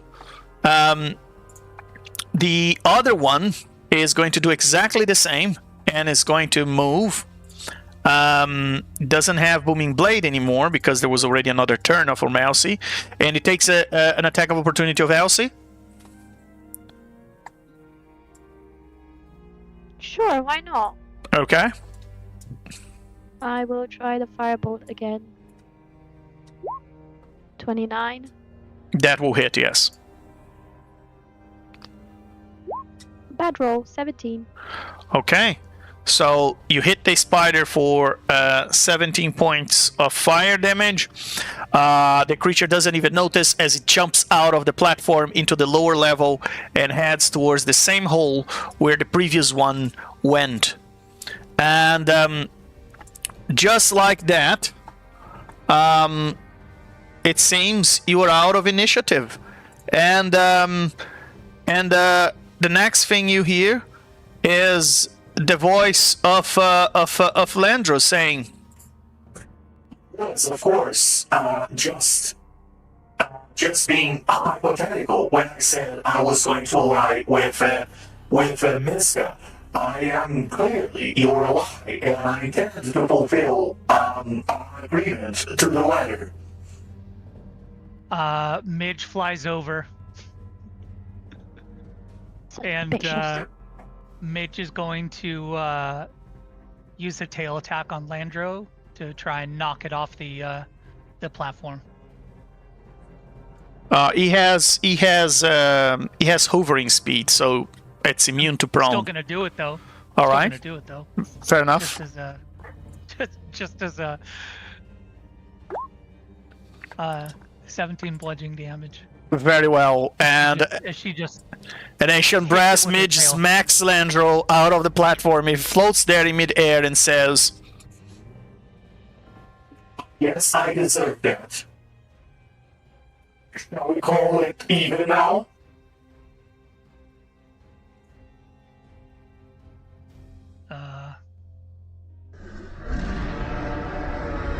That's directly at Landro. And That's a yes. and here's so this how long does the shape change last for? An hour? if you Yeah, keep it's an maintaining concentration, an hour. Okay. So for now, the brass dragon is going to use its shape change ability to turn back into Midge, but I'm still the brass dragon. Does that make sense? Brilliant. Okay. Okay. So you want to shape change your shape change? The brass dragon has the ability to shape change. So you want to use the brass dragon shape change ability to shape change back to Midge. Yeah. Okay. So that I can still, so that if I need to, I can still come back to. I'm not wasting as we're leaving here. If I still have time, I can still revert back to the brass dragon. Okay. And not, so it's As long as you maintain concentration, that's fine. exactly. Yeah, that's what I'm doing. All right. So, what is? As all of that is happening, Drazol shouts to the Dragloff, "What are you doing, you stupid creature? Go after it! I want that puppy! Go get it for me!" And the Dragloff goes and does its best to try and chase down the fleeing creatures. Devoured puppy. No! Bring it back to me! I want it! I want to study it. The creature pretends it didn't hear you and continues to run. As it runs towards the exit, as it wants to eat the puppy. All right. So, it seems you guys have been victorious. That is, of course, up to this exact moment when you realize there might be more enemies in the field, because now there is a piece of the rod right there between Cyril and Creek, as Miska's Trident of Chaos stands there on the ground and infused with a piece of the rod in its in the middle of the trident main body, and Cyril typed in chat already after the tail attack that he picked it up. Oh, okay. So Zero is now holding that, but Necrolumpa, that's the reason why you came here. And if you got the story right from Creek, this is kind of not your party, but your party. Seems like a good time for you guys to try and explain what the hell is going on, since you didn't have enough time at the start of the combat. Creek is sad we didn't get a puppy. Creek is just gonna sing the puppy song for a second.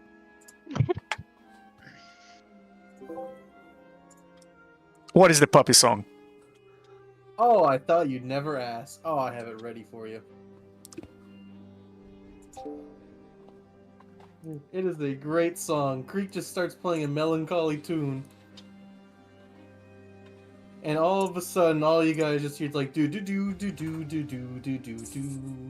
And you hear me sing, "Yeah, I could have a puppy.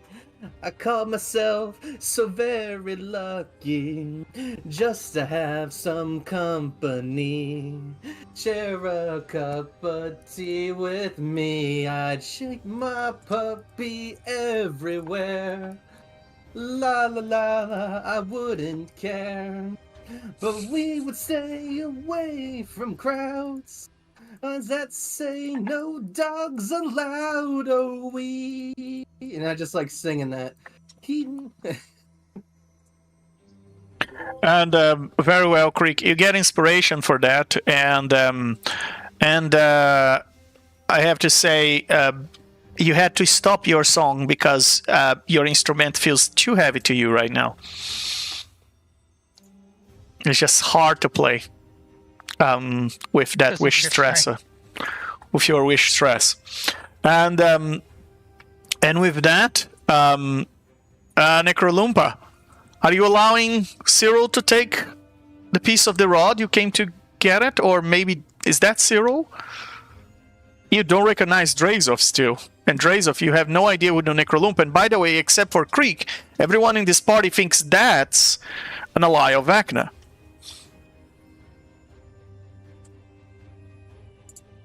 As in, Lumpa's an ally of Vecna, is it? Well, the last time, the only time you guys met Necrolumpa was when you were entering the Colossal Warforged before meeting Landro. And the situation was so dire after you have fought an archdevil that you've asked Volkar, or indirectly nudged Volkar, for a divine intervention. And Volkar asked Neru to erase Necrolumpa and Mr. Sunfall from existence. And they were both turned to dust in front of your eyes, thanks to Neru's intervention. But that's the only Necrolumpa you know, as he told you that she's bad news. She's a very talented apprentice of Vecna.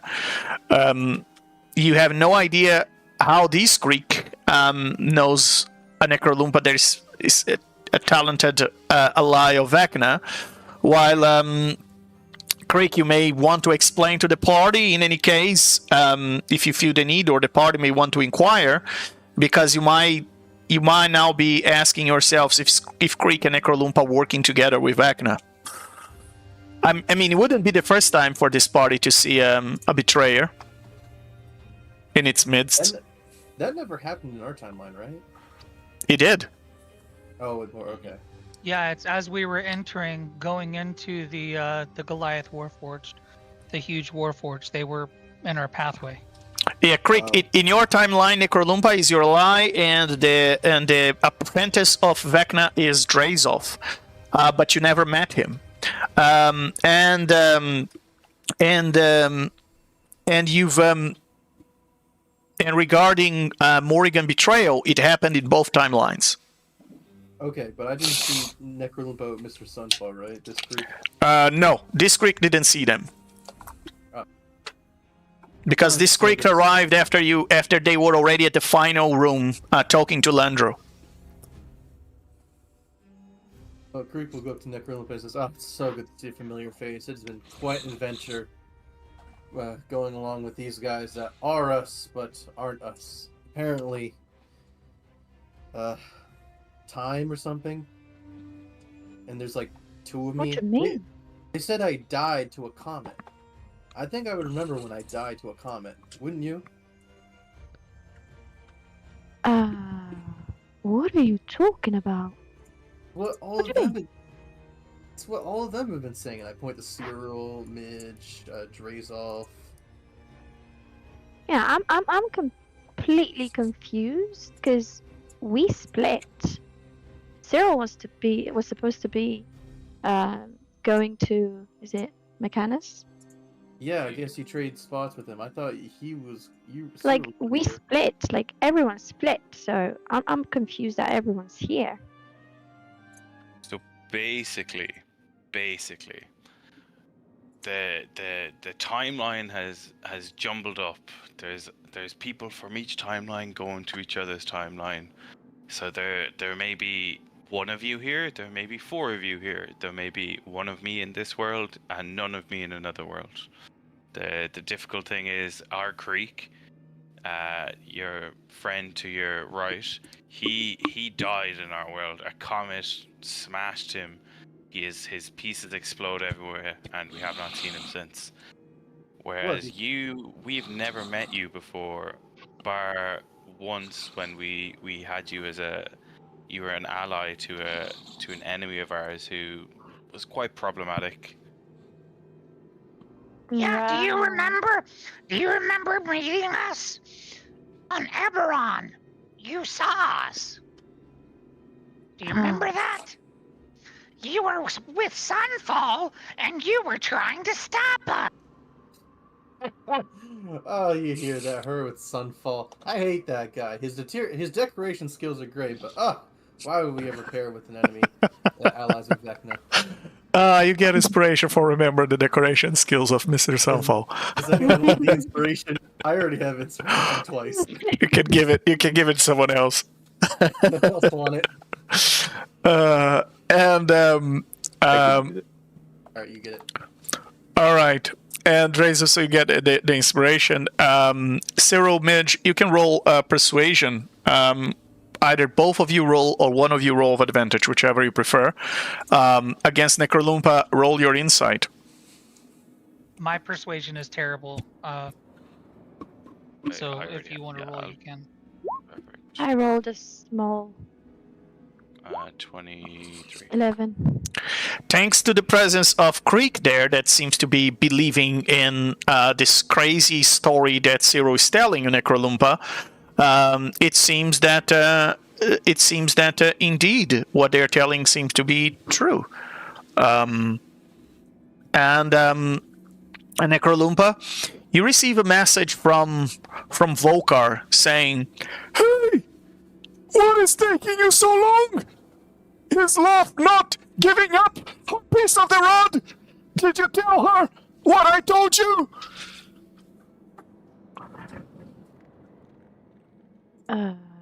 Is it just me hearing this? Yes, and you can reply with 25 words.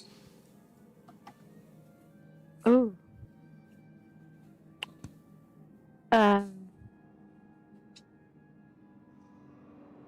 Do you guys know where Volker is? Are you asking us that, or are you asking both? Yeah. He's Well, not here. I have something that will. He said it would bring him to us. And she's gonna pull out the crystal that he gave us, the mind crystal, and use that. Because he said if we use that, it'll tell him where we are, or something like that. Now, he can use that correct? to track you. He can use to Oh. track you. So we can't. Yeah. Oh, okay. So So- we can't so contact them last that way? time- Okay. All of you have seen your respective Volkars. They were in Sigil. Creek and Necrolumpa, he was going inside the sanctum where he encountered an exact copy of your party inside with another Volkar.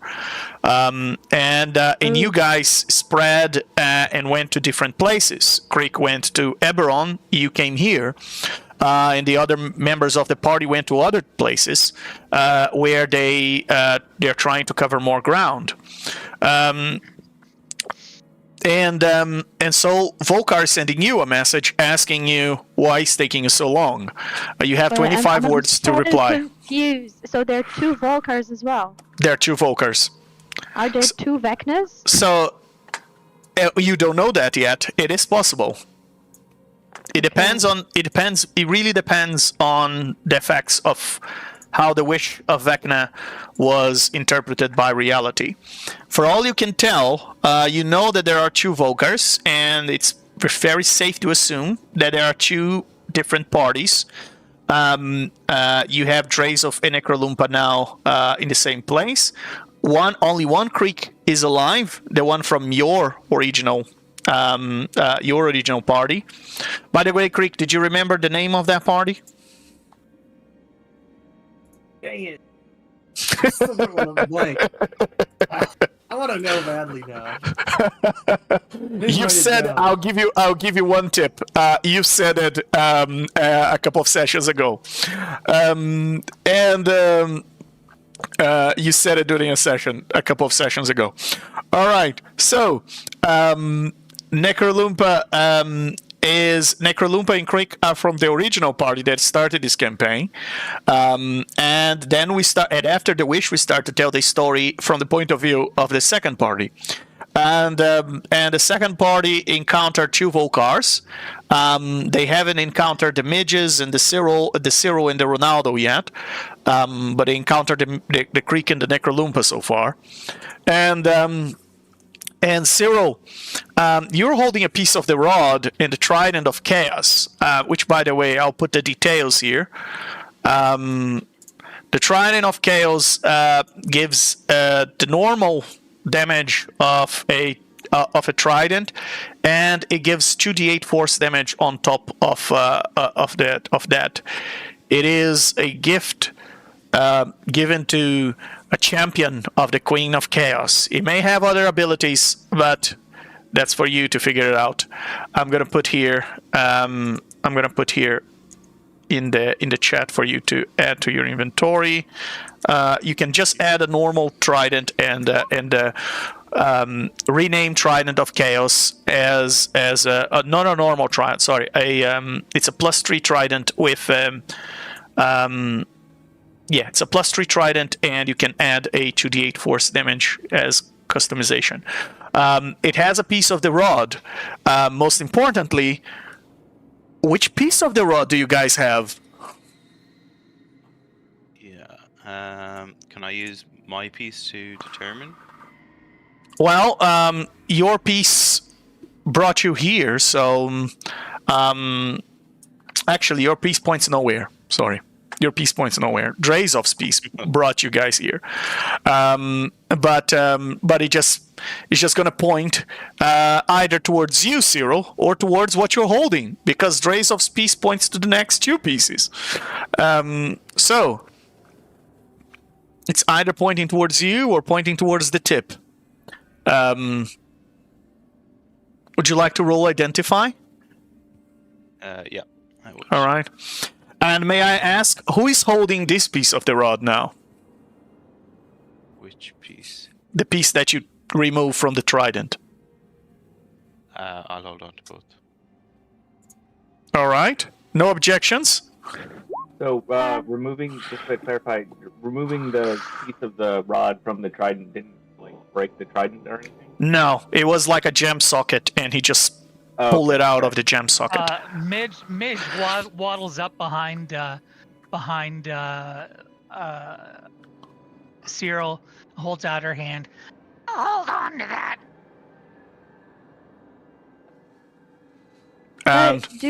Do the Volkers know about each other's existence?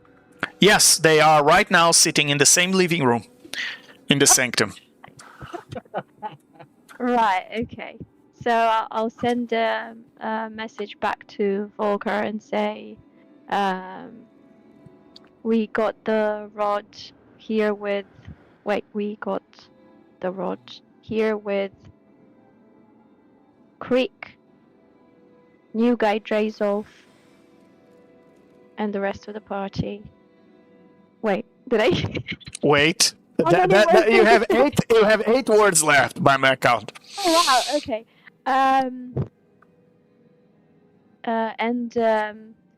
What's the name? Land. I can't. Can you go back to the? You ran out of you ran out of words.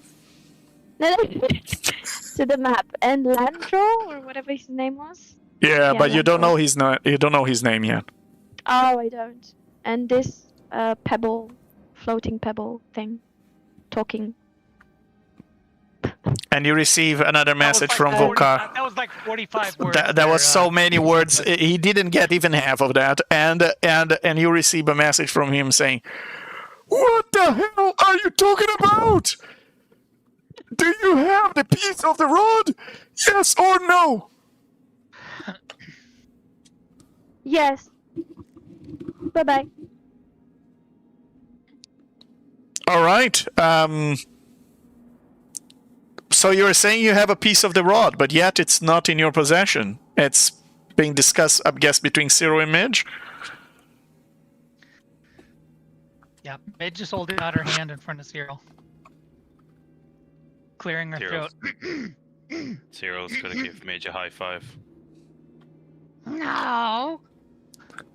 It's best that we spread them out. You shouldn't have 2. I like having 2 though. By the way, wasn't Necrolumpa holding? Sorry, wasn't Necrolumpa is holding holding one piece, and she came here to take another one. Right. Okay. Okay. Sorry, Mage. Sorry. Go on. Cyril, Midge. it's best that we divide them up. Okay. By our powers united, we are now one! Da-na-na-na. Are you giving it to Midge? Sure. That is so non-committal. Yeah, that's this. I not even I was convinced of that. Like, I'll roll my persuasion against Midge's insight, so. okay. All right. Actual persuasion versus persuasion, as you're trying to convince each other. 14. See, I like my insight better because there's a huge difference. Still got that bardic inspiration. Yeah, it would be persuasion too. Yeah, you have bardic inspiration. Okay, plus a D12. Yeah. I mean, surely you want to fail this because you'll accept that I'm giving you the shard, no? Well, she's rolling to convince you. Okay. Yeah, see, yeah, I don't know if you were being truthful or not. That's the thing.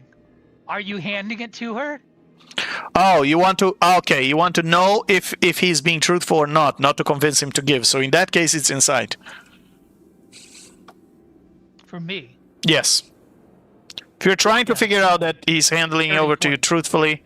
Yes. Yes. All right. A dirty 20. It's so, Cyril, are you being truthful about handing over to her? Sure. That's still so You're killing me, dude. You are so... You're funny. The dice have told the story here, Mitch. Yeah, I you am have yet to actually... You have yet to actually say, I hand it to Midge. Oh, boy. Sure, does it? Isn't you committing to it? I'm dying. Oh wow. Well, Midge, you can add the piece of the rod to your inventory. As you cast it, identify, Cyril.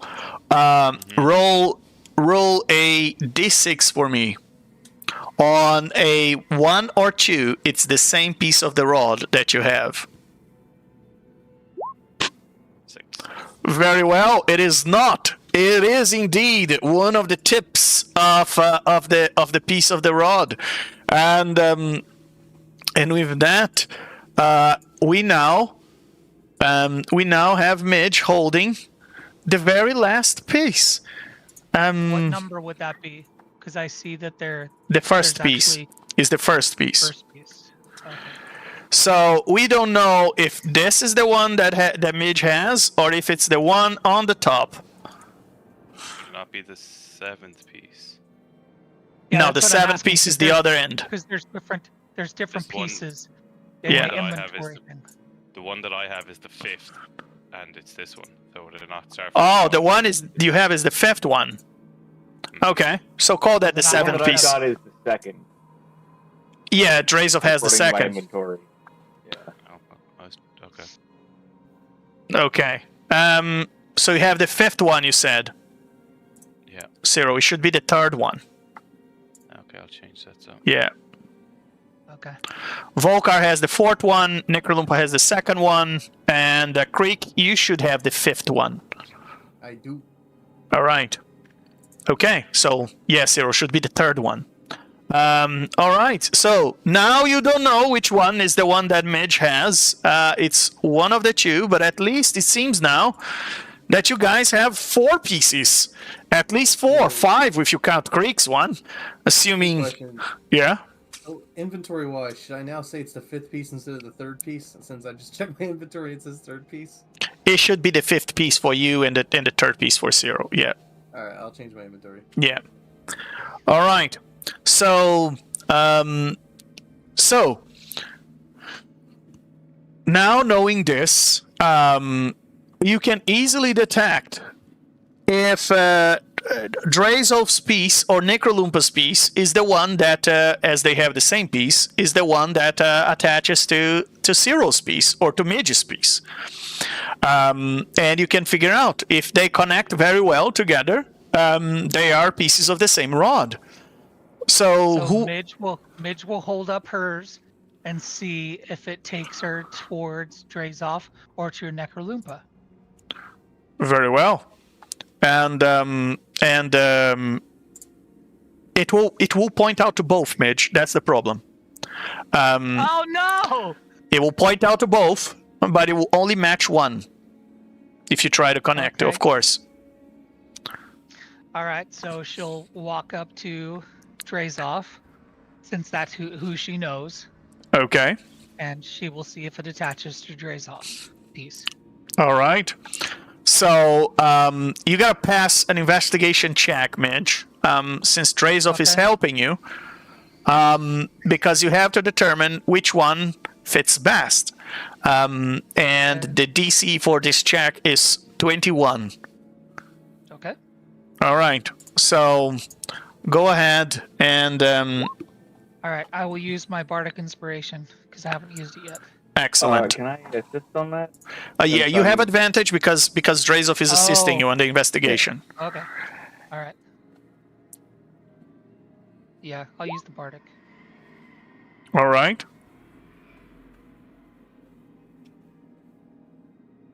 And I That's a guess 22. Very well. Reaction to give inspiration to Cyril for infectious inspiration. Very well. And Midge, as you discover that you look, it seems that it fits very well, but the only way you're gonna know for sure is if you try to connect with Necrolumpas now. All right. So, Necrolumpa! Come here, please. No. You should go over to there. Over to her. I do not want her near me. I do not trust her. don't we Very need all shady. three pieces together, though? No, you're. We have the same piece just from different stats. So it wouldn't work with them all three being connected together. So Necrolumpa Yeah, no, you'd have to and detach. Drazov have the same. You've connected that piece to Drazov's. It connects very well. Yes. But Okay. you have to determine if connects better or worse than the one with Oh. Necrolumpa. Oh, I understand. Okay, I Yeah. misunderstood. All right. So then Midge will walk over to Necrolumpa. All right, and as you put the pieces of the rod together, you realize, Midge, that the piece that you have connects with Necrolumpa's piece, and you determine that this one is a better match. She'll look at Necrolumpa. Well,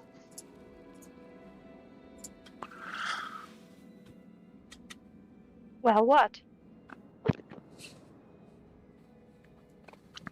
And Cyril, you can do the same. You can try and roll your investigation check, and let's assume you are doing the very same check to see which one is yours. Good thing I gave you bardic inspiration, Cyril. I'm gonna wait to see what Necrolumpa does. Necrolumpa? I'm lost. I don't know what's going on here. So you discover that Midge now has the piece of the rod you came here to collect, and according to Midge, it seems that it connects very well to yours. So Right. Okay. All right. No, I'm not gonna do anything. okay. So Cyril? Are they connected right now though? No, they're not connected right now. You just put like two pieces of the puzzle together, and you notice that it fits perfectly with this one, better I than it wasn't fits sure with if the they, other like, one. magically fused or anything. No, Okay, they that's didn't what I was magically trying to- fuse. You I need was all the waiting 7 for it. parts to magically fuse it. Wait, so how does he know? Just by looking at both of them, not by Yeah, trying to put basically, them just together? took Mid just took her piece of the puzzle, put together with yours, and then Right. went to Okay. Drazov and put together with Drazov. she thinks it fits better with your piece than with Drazov's piece. So she determines that probably this is the piece that most likely this is the piece that connects to yours. So they're connected together now, or not? No. They're not. They're not, because you need all the 7 parts in order to restore the rod. Oh, I see. Okay. They just put Midge just put together with yours to see if it's to try and determine which one, better, which piece of the rod is the next piece, if it's yours or Drazov. It turns out it's yours. So Cyril, you can try and pass that investigation check as well. Yeah, I'll do that now. Oh, sorry, the only reason I said I'll wait is I thought they fused, so I was supposed to. No, they don't fuse. That's what I thought too. Yeah. That's Yeah. That's why Midge just said, "Well," because I didn't know. So, Right. investigation. What's the DC? Sorry. 21. 21, I think it was. Yeah. That is a 25. Excellent. After doing the very same procedure Midge did, you've discovered that Cyril, it turns out, your piece of the rod, it's most likely the top one as well. Very good. Nice. Which then means Drazov, you were holding a piece of the rod that doesn't connect to anyone, to any of the other pieces, and there is a rod. There's two pieces to collect. Drazov trade yours with Necrolumpa.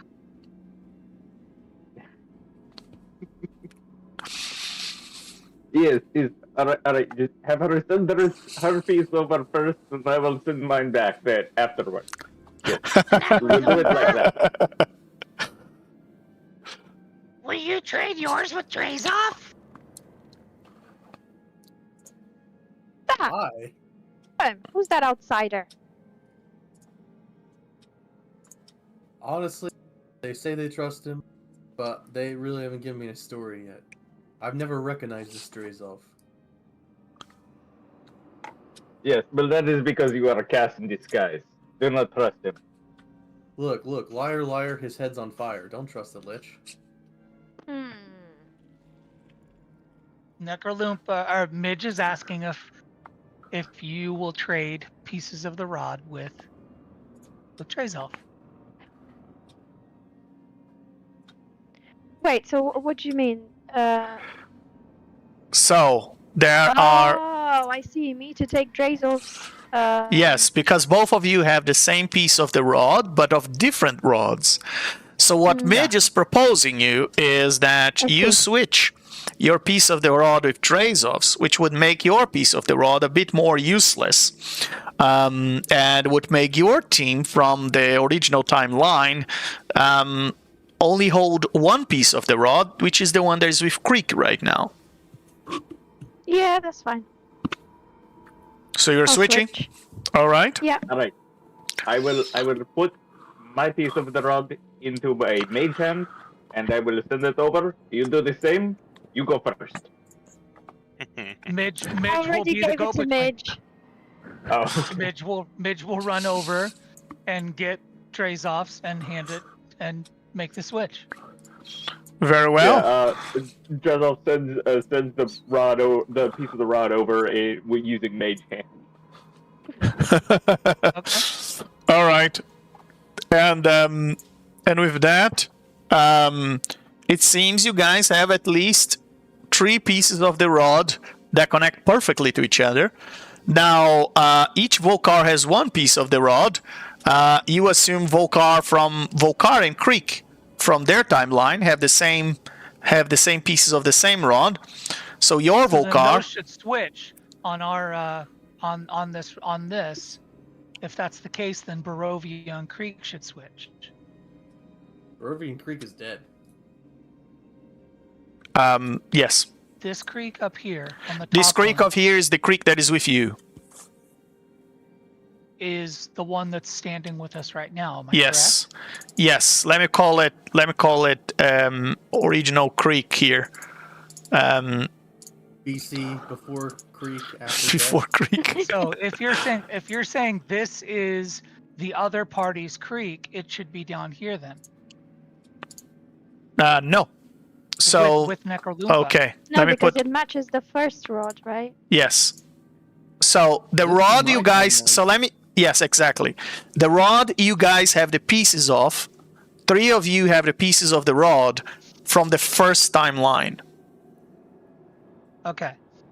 Okay, so your pieces of the rod connect to the Volcar and to the Creek pieces of the rod of the first timeline.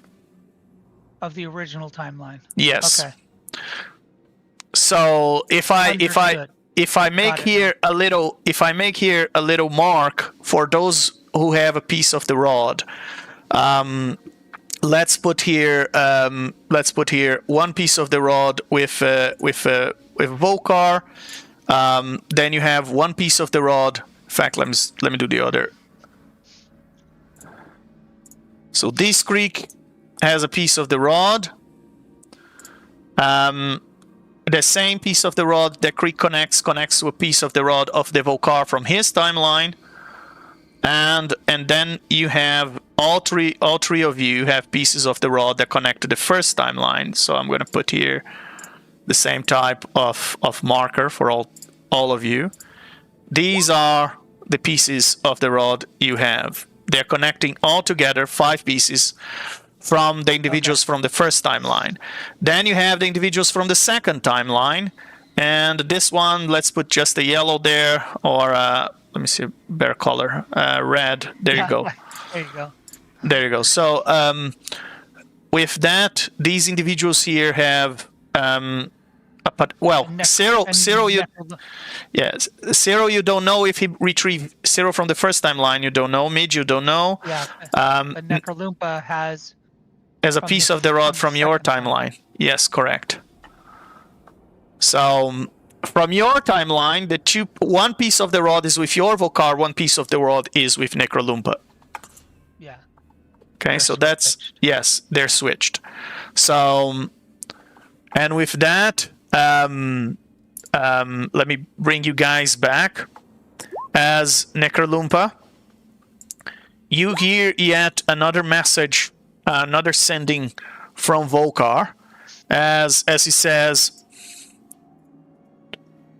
"Come on, step in. We have no time to lose. Go help the others." And suddenly you see a gate appears behind you, and Creek, you've recognized that gate as being Volcar's gate. It has that fiery border there to it. So he's summoning Necrolumpa. You have an option now as well. You can step into the same gate, or you can stay with this party. What would this Creek do? Would he follow? Because he was exchanging with Volcar earlier. The problem is, they have the piece of the rod Creek has. Yeah. So you're staying with this party?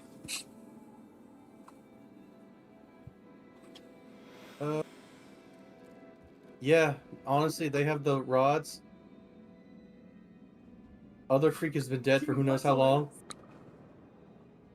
I might as well keep this rod in check. So I'll stay. Very well. I said Necrolumpa, good luck. I'll miss you, my friend. And Necrolumpa, you and Elsie are returning, I assume. Yes. Very well. Been a pleasure. Ta-da. And as both of you cross through the portal,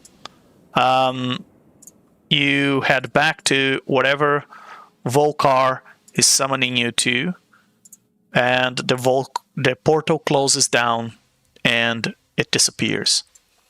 And to the rest of you who are here, the first thing you hear says, "Look at you guys, making a lot of progress. That's amazing. I must say, I really admire the resilience and the cunning of the Liches, if I haven't said that before."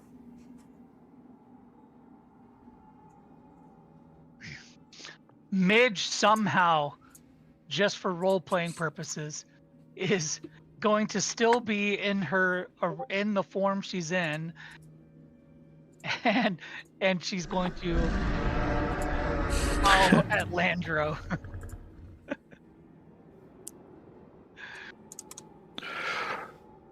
All right, and with And that, with that, Midge will resort back to her original form.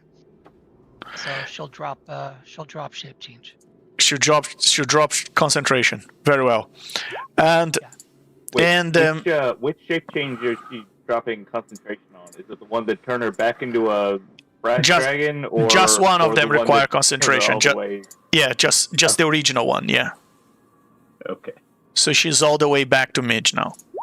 The other does not require concentration. It's just an innate ability. Yeah. All right. So with that, Drazov, remind me, what is the range of that spell? How far it goes before that demon loses its tether to you? That's a very good question. Give me one moment to check the... So the range is... Well, the range for casting it is 60 feet. I'm not sure what the range is on, like, how far it can go beyond that. If it doesn't have one, then the range is its duration, basically. It's as far as it can go in that time. An hour. Yeah. Yeah. Very well. It doesn't have one declared. Okay. So with that, So it gets to make a I believe a charisma save every turn on its turn. To try and so that's a lot of turns then. Yeah. Okay. Roll, you know what? Roll 10 charisma saves for us. Roll 10 d20s. Is there a way to roll those all at once?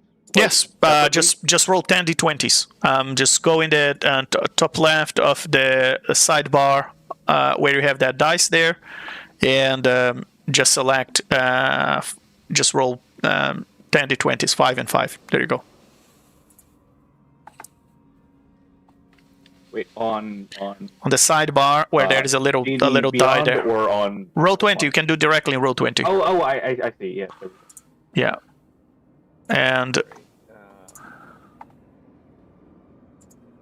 And it has, for its charisma, it has a +6, so we just need to sum 6. What is the DC for it to pass? 21. 21. Okay. So if it rolls a 15 or higher, it passed. That's enough. It rolled a 15 or higher. You can drop your concentration. The creature is no longer. The creature is no longer obeying you. Now it's following its own instincts. Yeah, and once that happens, the spell description says that it starts attacking any non-demon that it has access to, but also this is a minion of Lolth, and Lolth is diametric, like is an enemy of Miska, so I'm not sure how that shakes out, whether its loyalty to Lolth and hatred of Miska overrides its general demon. Well, let's put this way. Now it has a bigger chance of eating that puppy. And as it's running down those hallways of Lolth, after the spider wolves that left this room. And then the question to the remainder of the party is, where are you going next, guys? I feel like we should go back to where both of the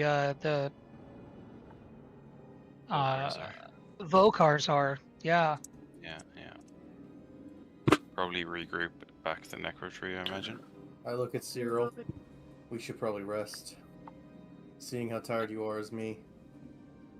I agree. This armor is becoming very heavy, and you know me, I can't take it off. I look too good in it.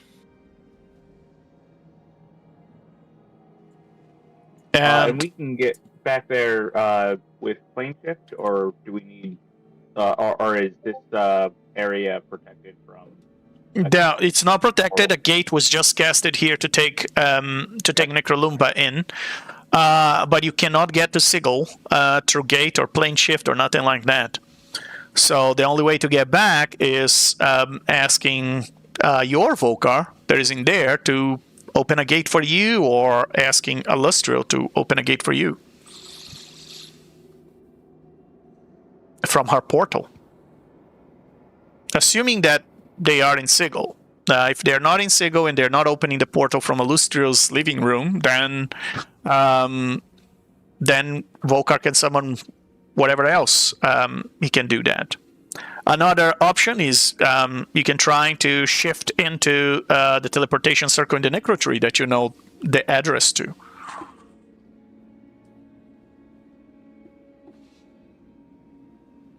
Yeah, I'll probably do that. It's probably the easiest. So you're heading to the necrotree? Yep. Yeah, we'll rest there. Very well. Who is Jazzle casting has a what? Jazzle has a scroll of planeshift, so Nice. gonna just You're gonna pop use that. out. Yeah. Everyone group up. We will head back to the necrotree now. Yes, get close. Yes, you too, Landro. Yes, I know we do not trust you now, but you will come along. You owe me one. You told me that. I remember. I'm always a logical and rational creature. There's no reason why you shouldn't trust logic and rationality. Yes, it is not logic and rationality that I distrust. It is you that I distrust. Yes. And Landra says, I believe this is a distinction, a difference without distinction. Yes, well, that is beside the point. Anyway, get close, and yes. Take us to the necrotree. and as you cast a plane shift to the teleportation circle near the necrotree, I'm gonna bring you guys there. Where is our necrotree? And you're going to take a long rest there? Yes, please. Yes. Yep. Okay.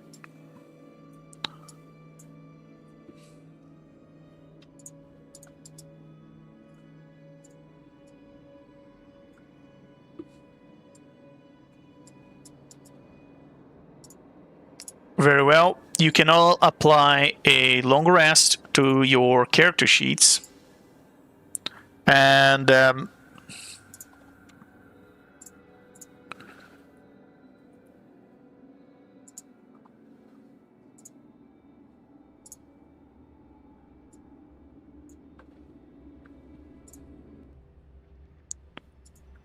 here are you, near the necrotree once more, as you can all apply a long rest to your characters. Let's fast forward. And you can all head to the, I guess, to the gas room, if you can call that. That destroyed house there that seems to be there for forever. Midge always curls up by the tree. All right. Curls up right there. Okay. And the rest of you? Are you staying inside the house or going outside? What are you doing? I'm under wish stress. I'm just gonna relax. Yeah, I'm gonna chill out here. Holding firmly onto my invisible staff.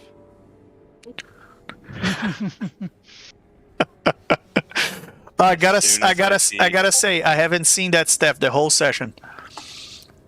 That's fine, that's the whole point. Okay, very well. As No one sees the staff. as you're holding tight to your imperceptible chronomancer staff. I'm just hoping it's there. I'm hoping to the gods it's there. Ah, boy. Okay. And all right. And yes, someone's gonna have to find you a glue, so you're convinced that it's always stuck to your hand. I'm so certain Vokar has something in his magic pouch. He has to have some sort of glue, right?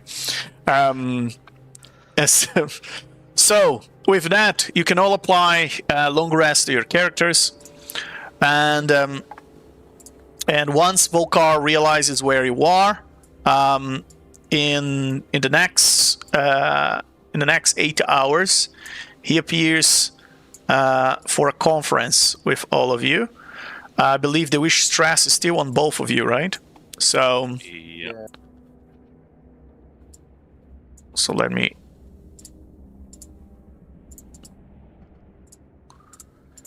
Okay, and Volkar comes and says, "So I understand you have been successful in retrieving the pieces of the rod. Where is Necrolumpa?" You're the wrong Volkar. I'm the wrong what? Necrolumpa's not with our team. She's on the other team. You sent a gate, remember? Oh, yes. I told her to come meet me in the Necro tree. Where is she? She is gone to meet the other Volkar. He's meeting the other party members. Well, that is a bit of a fiasco then. So I guess I'll have a conference with all of you. So... Hold on. Let's see if your piece of the rod matches up with ours. And why is that? Because there's 2 rods. 2 rods! Oh, God damn it. And he... This is memories? Yes, his memories are terrible. If you remember Volkar from the first timeline, his memories are completely bad. And he has a lot of difficulty remembering things. And he comes to you always says, let me check. And his piece of the rod is your piece of the rod. It does match with yours. You're staying with us, bud. They made an exchange, so now we have more pieces. So now we have how many pieces? 5. 5 now. Because Creek, yours matches up with ours, right? This Creek matches up with ours. Yes, this So is my we book all one, have yeah. we all have a piece from the same rod. So we only need pieces The one- 6 and 7. The ones with cost. Cass has. The Astral Sea and Primus. So, Yeah. Kaz has the other 2 pieces. We have to come up with a plan. He's not a creature that is easy to find, especially with that crown. I mean, can we use the rod to find him?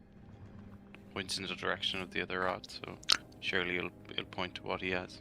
I could try. Yes, we can try to find him through the rod, but in any case, still not gonna be easy, depending where he is. The rod just gives you a general direction. We could be walking forever, searching for him. I have a feeling if he knows that we have the 5 pieces of the rod that he needs, he'll find us. If we get close enough, I think he's gonna come find us. Who says we don't have to fight both of them? Who knows if both of them are working together? Are you sure you want to fight him? Because that sword can slash a god. Well, we outsmarted him in Barovia. That is true. But it was a very close call. No one of us knew that it was Gus. You guys outsmarted him. We didn't. He got the best of us. Oh, damn it. We got the dumb ones. These are... This is the dumb version of our party. Oh, no. Not True. necessarily, Oh, because we have I was able to trade and get us all the pieces for the same rod. No, Vokar, Necrolumpa gave up her piece. I think you might be right, Vokar. My side died. Oh yeah, I can see a pattern. But of course, I'm not. I mean, no offense to you, Liches. Of course. I mean, Mitch completely disagrees because she was able to negotiate to match up all 5 pieces. I have to say, if clearly, we got the short end of the stick here, Creek. We can work No! this. We can work with this, Vokar. We have the majority. We Oh only my have god, one I goal hate now. you guys right now. To be clear, Creek, I would not trust Vokar so much if I were you, seeing as it was Vokar who destroyed your counterpart with a comet. You mean Assuming that you are actually Creek. You mean your not Vokar Cat. did that? That's probably Our the Vokar- dumb Vokar. That's what I'm telling you. There's like the dumb timeline and the normal timeline, and I think we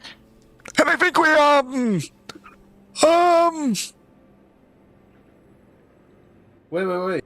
But their cast might be the smart one. We might have the dumb cast. Oh, yes, that is true. We could be reverted. And the smart bitch is right here. Where? Okay, so there's kind of like the smart and the dumb version of everybody, and it seems that if Midge is telling the truth, Midge is the smart version, and everybody else in their party is the dumb version of themselves. That's some good logic. Yeah, that sounds about right. Well, you know what they say, what doesn't kill you might just make you a lich. So, perhaps we have to make the best with the liches we got. Right? When life gives you liches, I guess prepare for undeath or make lemonade. Something like I don't that. think you can make lemonade out of leeches. So, You should. I believe you. You never read that page in the book of the vile shadowness. so here's a question. I know all of this gets so confusing. Are we sure? Because there's 2 timelines. Is there 2 timelines or just 2 versions of this group and this the groups in this timeline? Because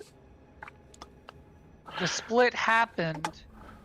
So let me make a. The astral sea that we went to was from the first timeline. If we go back to the astral sea again, is it possible? So let me make it this clear. The pink Vokar and the pink Greek are from the original timeline. No, I'm talking about these. Can we Oh. still go find these pieces? Do we know for sure that Cos has both pieces in both timelines? Well, That's what I'm asking. Cyril hasn't returned from Mechanos yet, as far as you know. He went to talk to Primus. The other Cyril. The other Cyril. So it could be the case that the other Cyril comes back with if he went to Mechanos before and convinced Primus to give him the rod before Kaz did, but you know that in all likelihood you've learned in this timeline that Kaz had already been in Mechanos a long time ago before you were there. Okay. So if we were to go back to the astral sea, it's still the same timeline that we already went to. Yeah. Okay. All right, I understand. I'm losing my voice. Okay. So, you would, you know that this is probably with a different casts. Assuming Cyril doesn't come back, there's still a small chance he might come back with a piece of the rod from Mechanus. But you know Cyril, he will be late for that meeting.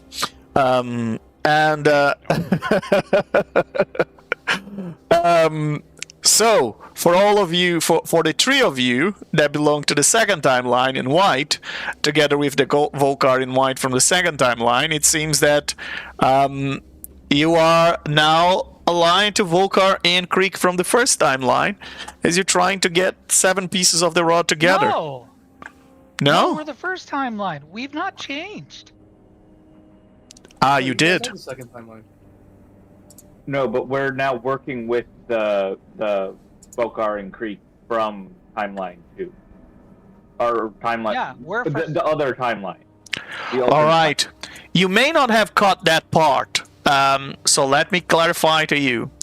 The moment in this campaign we started, Vecna did its wish.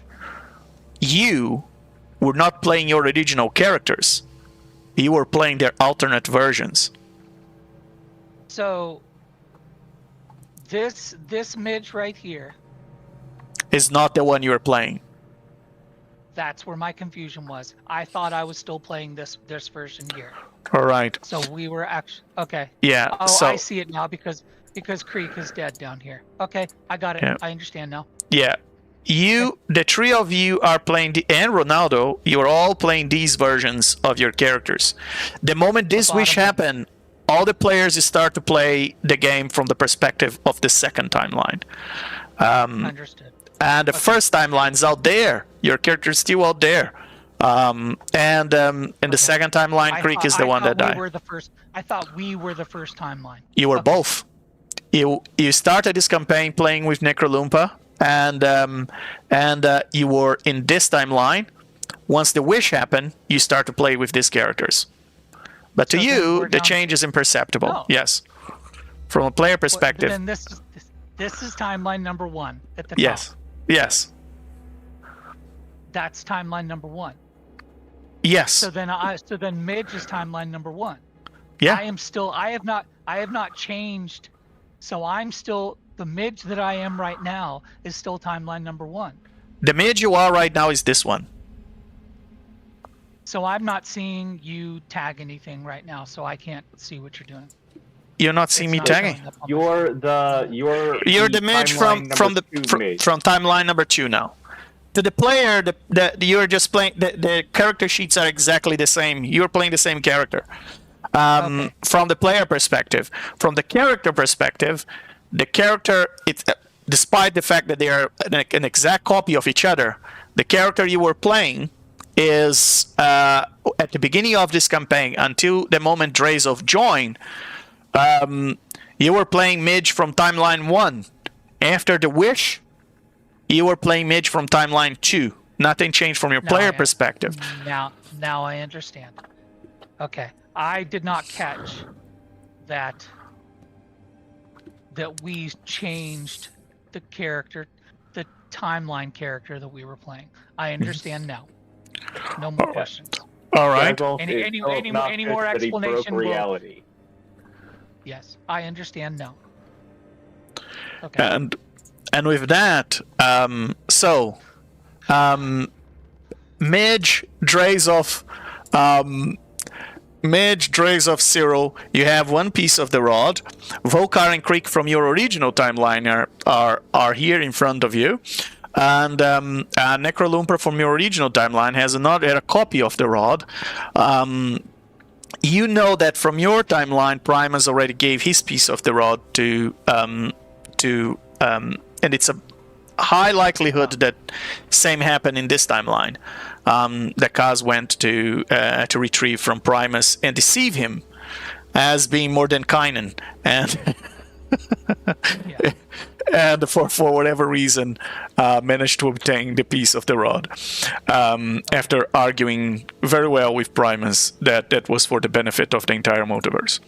And on that note, you've all 5 of you are now allied with I understand, with Volkar and Creek, and this Volkar thinks you guys might be the dumb versions of the bad copy. No. The cheap knockoff. They are the cheap knockoff. I knew when I met that other Volkar. They were the cheap knockoff. I told you, Creek. Mitch cast infestation on Vokar in his hair. As you try to do that, he, as a reaction, he teleports on top of that pillar and says, "Nice try, Midge! I saw that coming a mile away." As he sees Eldritch Staff just glowing, and he says, "But it was a good try. No, I'm not trying to be offensive here. I'm just trying to be pragmatic. If we have the cheap knockoffs, then I must say..." Okay, you gotta stop saying that. You gotta stop saying that. It must be a factor in our planning. That's my point. If you want to work together, you gotta stop calling us the cheap knockoffs. Because right now, there's 3 of us and there's 2 of you. I'm not saying we're gonna fight. I'm just saying 3 of us and 2 of you. We've got to come together, and if you keep calling us the cheap knockoffs, it's gonna make it very difficult. Ooh, they're using our numbers against us, Vokar. Oh, I see. Oh, as I said, I was not trying to be offensive. I was just trying. Not try, but you are. So let's go, you guys. Let's go, you guys. Then perhaps the budget-friendly alternative. Okay, still, DC. That's not any better. That's not better. Maybe, Vokar, maybe you're just naturally an asshole. I think we should... that, also cast infestation on Volkar's hair. And as he's targeted by a spell, you use a reaction to teleport away. He says, "Nice try, Drazov. A bit too slow. If you want to defeat Vecna, you're gonna have to be faster than this. By the way, I just want to say that Drazov, I know, that is apprentice of Vecna, is much faster than you are. Okay. So how about this? I have a Midge looks over at Drazov, waiting for a reaction from Drazov, as if she's passing the baton of defense to him. Rick looks at Drazov when Vokar said that. I do not know this Drazov. I've never heard of him before. Who is this? Who is this person? Well, that is the same way I was told that there is an evil Necrolumpa that works for Vecna. I was also told that by Necrolumpa that there is this Drazov. And I remember you being an apprentice of Vecna. Quite a nagging one, I must say. You're always asking to read the book. Can I read the book? Can you please give me the book? Can I read the book now? We would ask you anything and you say, can I give the book? Can I read the book in exchange? If I do that, then I read the book? And we'll be like, come on, just let it go. But you were relentless. But very talented. I mean, that does sound like me, but I am not. I am Welindron the Unknown. I do not know why you call me by this name. It's uncanny, the resemblance between the two of you. Perhaps that's why. So I have other suggestions. How about the value replica? Vokar, stop. No, reimagined classic. No, reimagined versions. No, unbranded originals. Mitch is just staring at him now. Creek will use the Vokar voice. And as a player, I am just staring at you, waiting to see how much longer you're going to keep this going. Oh, I'm The just last one was pretty cool. Unbranded original. I got one. I think it's the book. How about the 4-star familiars? Yeah.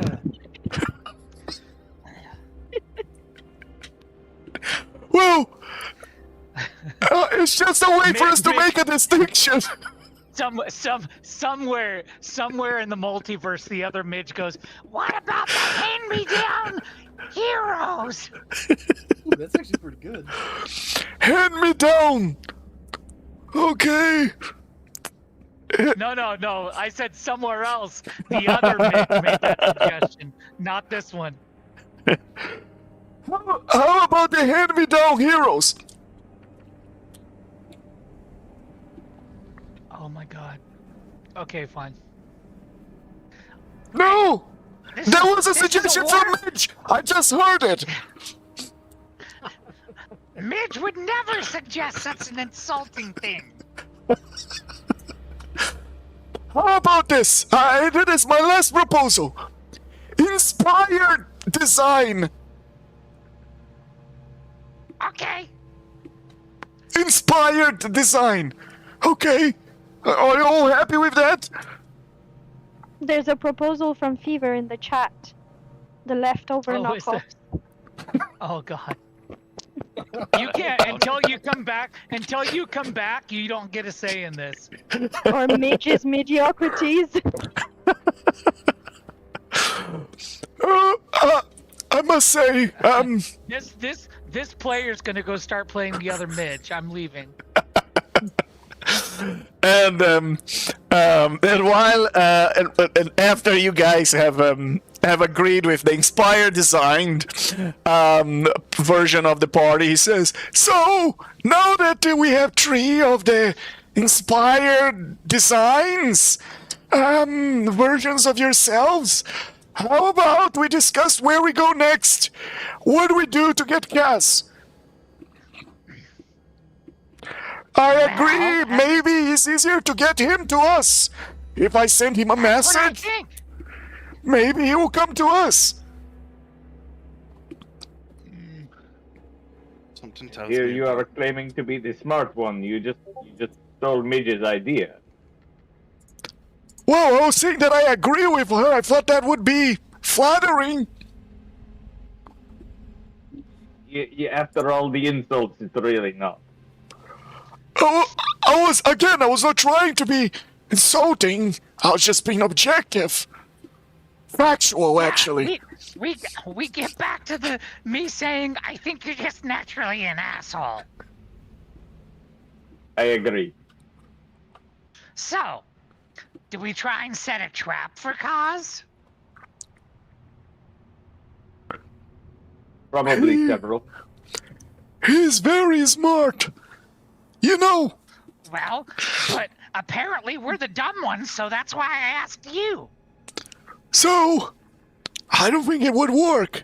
He would anticipate that. He's very well trained. He learned with the best. Vecna always has a contingency. He always has an answer to everything. Yeah, but didn't you used to be Vecna's right-hand man? And that's why I'm telling you I don't think it will work. Okay. Knowing Kaz, I think he would anticipate that. I think we have to... We need leverage. We need something that he will take a risk to get it. Or maybe we need to cut his resources. Well, you defeated Miska. That's probably a blow to him. He was not expecting to find a puppy version of Miska the next time he encountered it. I mean... Midge bites her lip as she was just about to say, well, actually... she's not going to say it, but she was about to say, well, actually, your timeline Necroloompa is the one that did it, not us. But she didn't say it. Well, but he learned that from Necroloompa, so he would know. And he says, I tell you what, how about you guys sit on this question? Let's brainstorm a few ideas. Think about I'm sure you guys need to feed your phylacteries and whatnot. How about this? Let's meet again here in a couple of days. In this time, do some research, feed your phylacteries, figure out your housekeeping chores, and we meet again in 2 days and to discuss where we're going next and what is going to be the plan to trap Cass. Something to think about. Our Creek should be resurrecting himself pretty soon. Yes, that is probably true. So you might stay clear of him since comets seem to follow him. When you send them to follow him, yes, they do. They do have that habit. Well, I didn't send anything. It was the dumb version of me. Sorry, the inspired, designed version of me. Yes, very convincing. Okay. Don't worry, guys. I have my own comment with me. And depending on the actions of that Dragloth I summoned, Cass might not be finding any puppy at all. No idea how that panned out, but I can't imagine it was very good.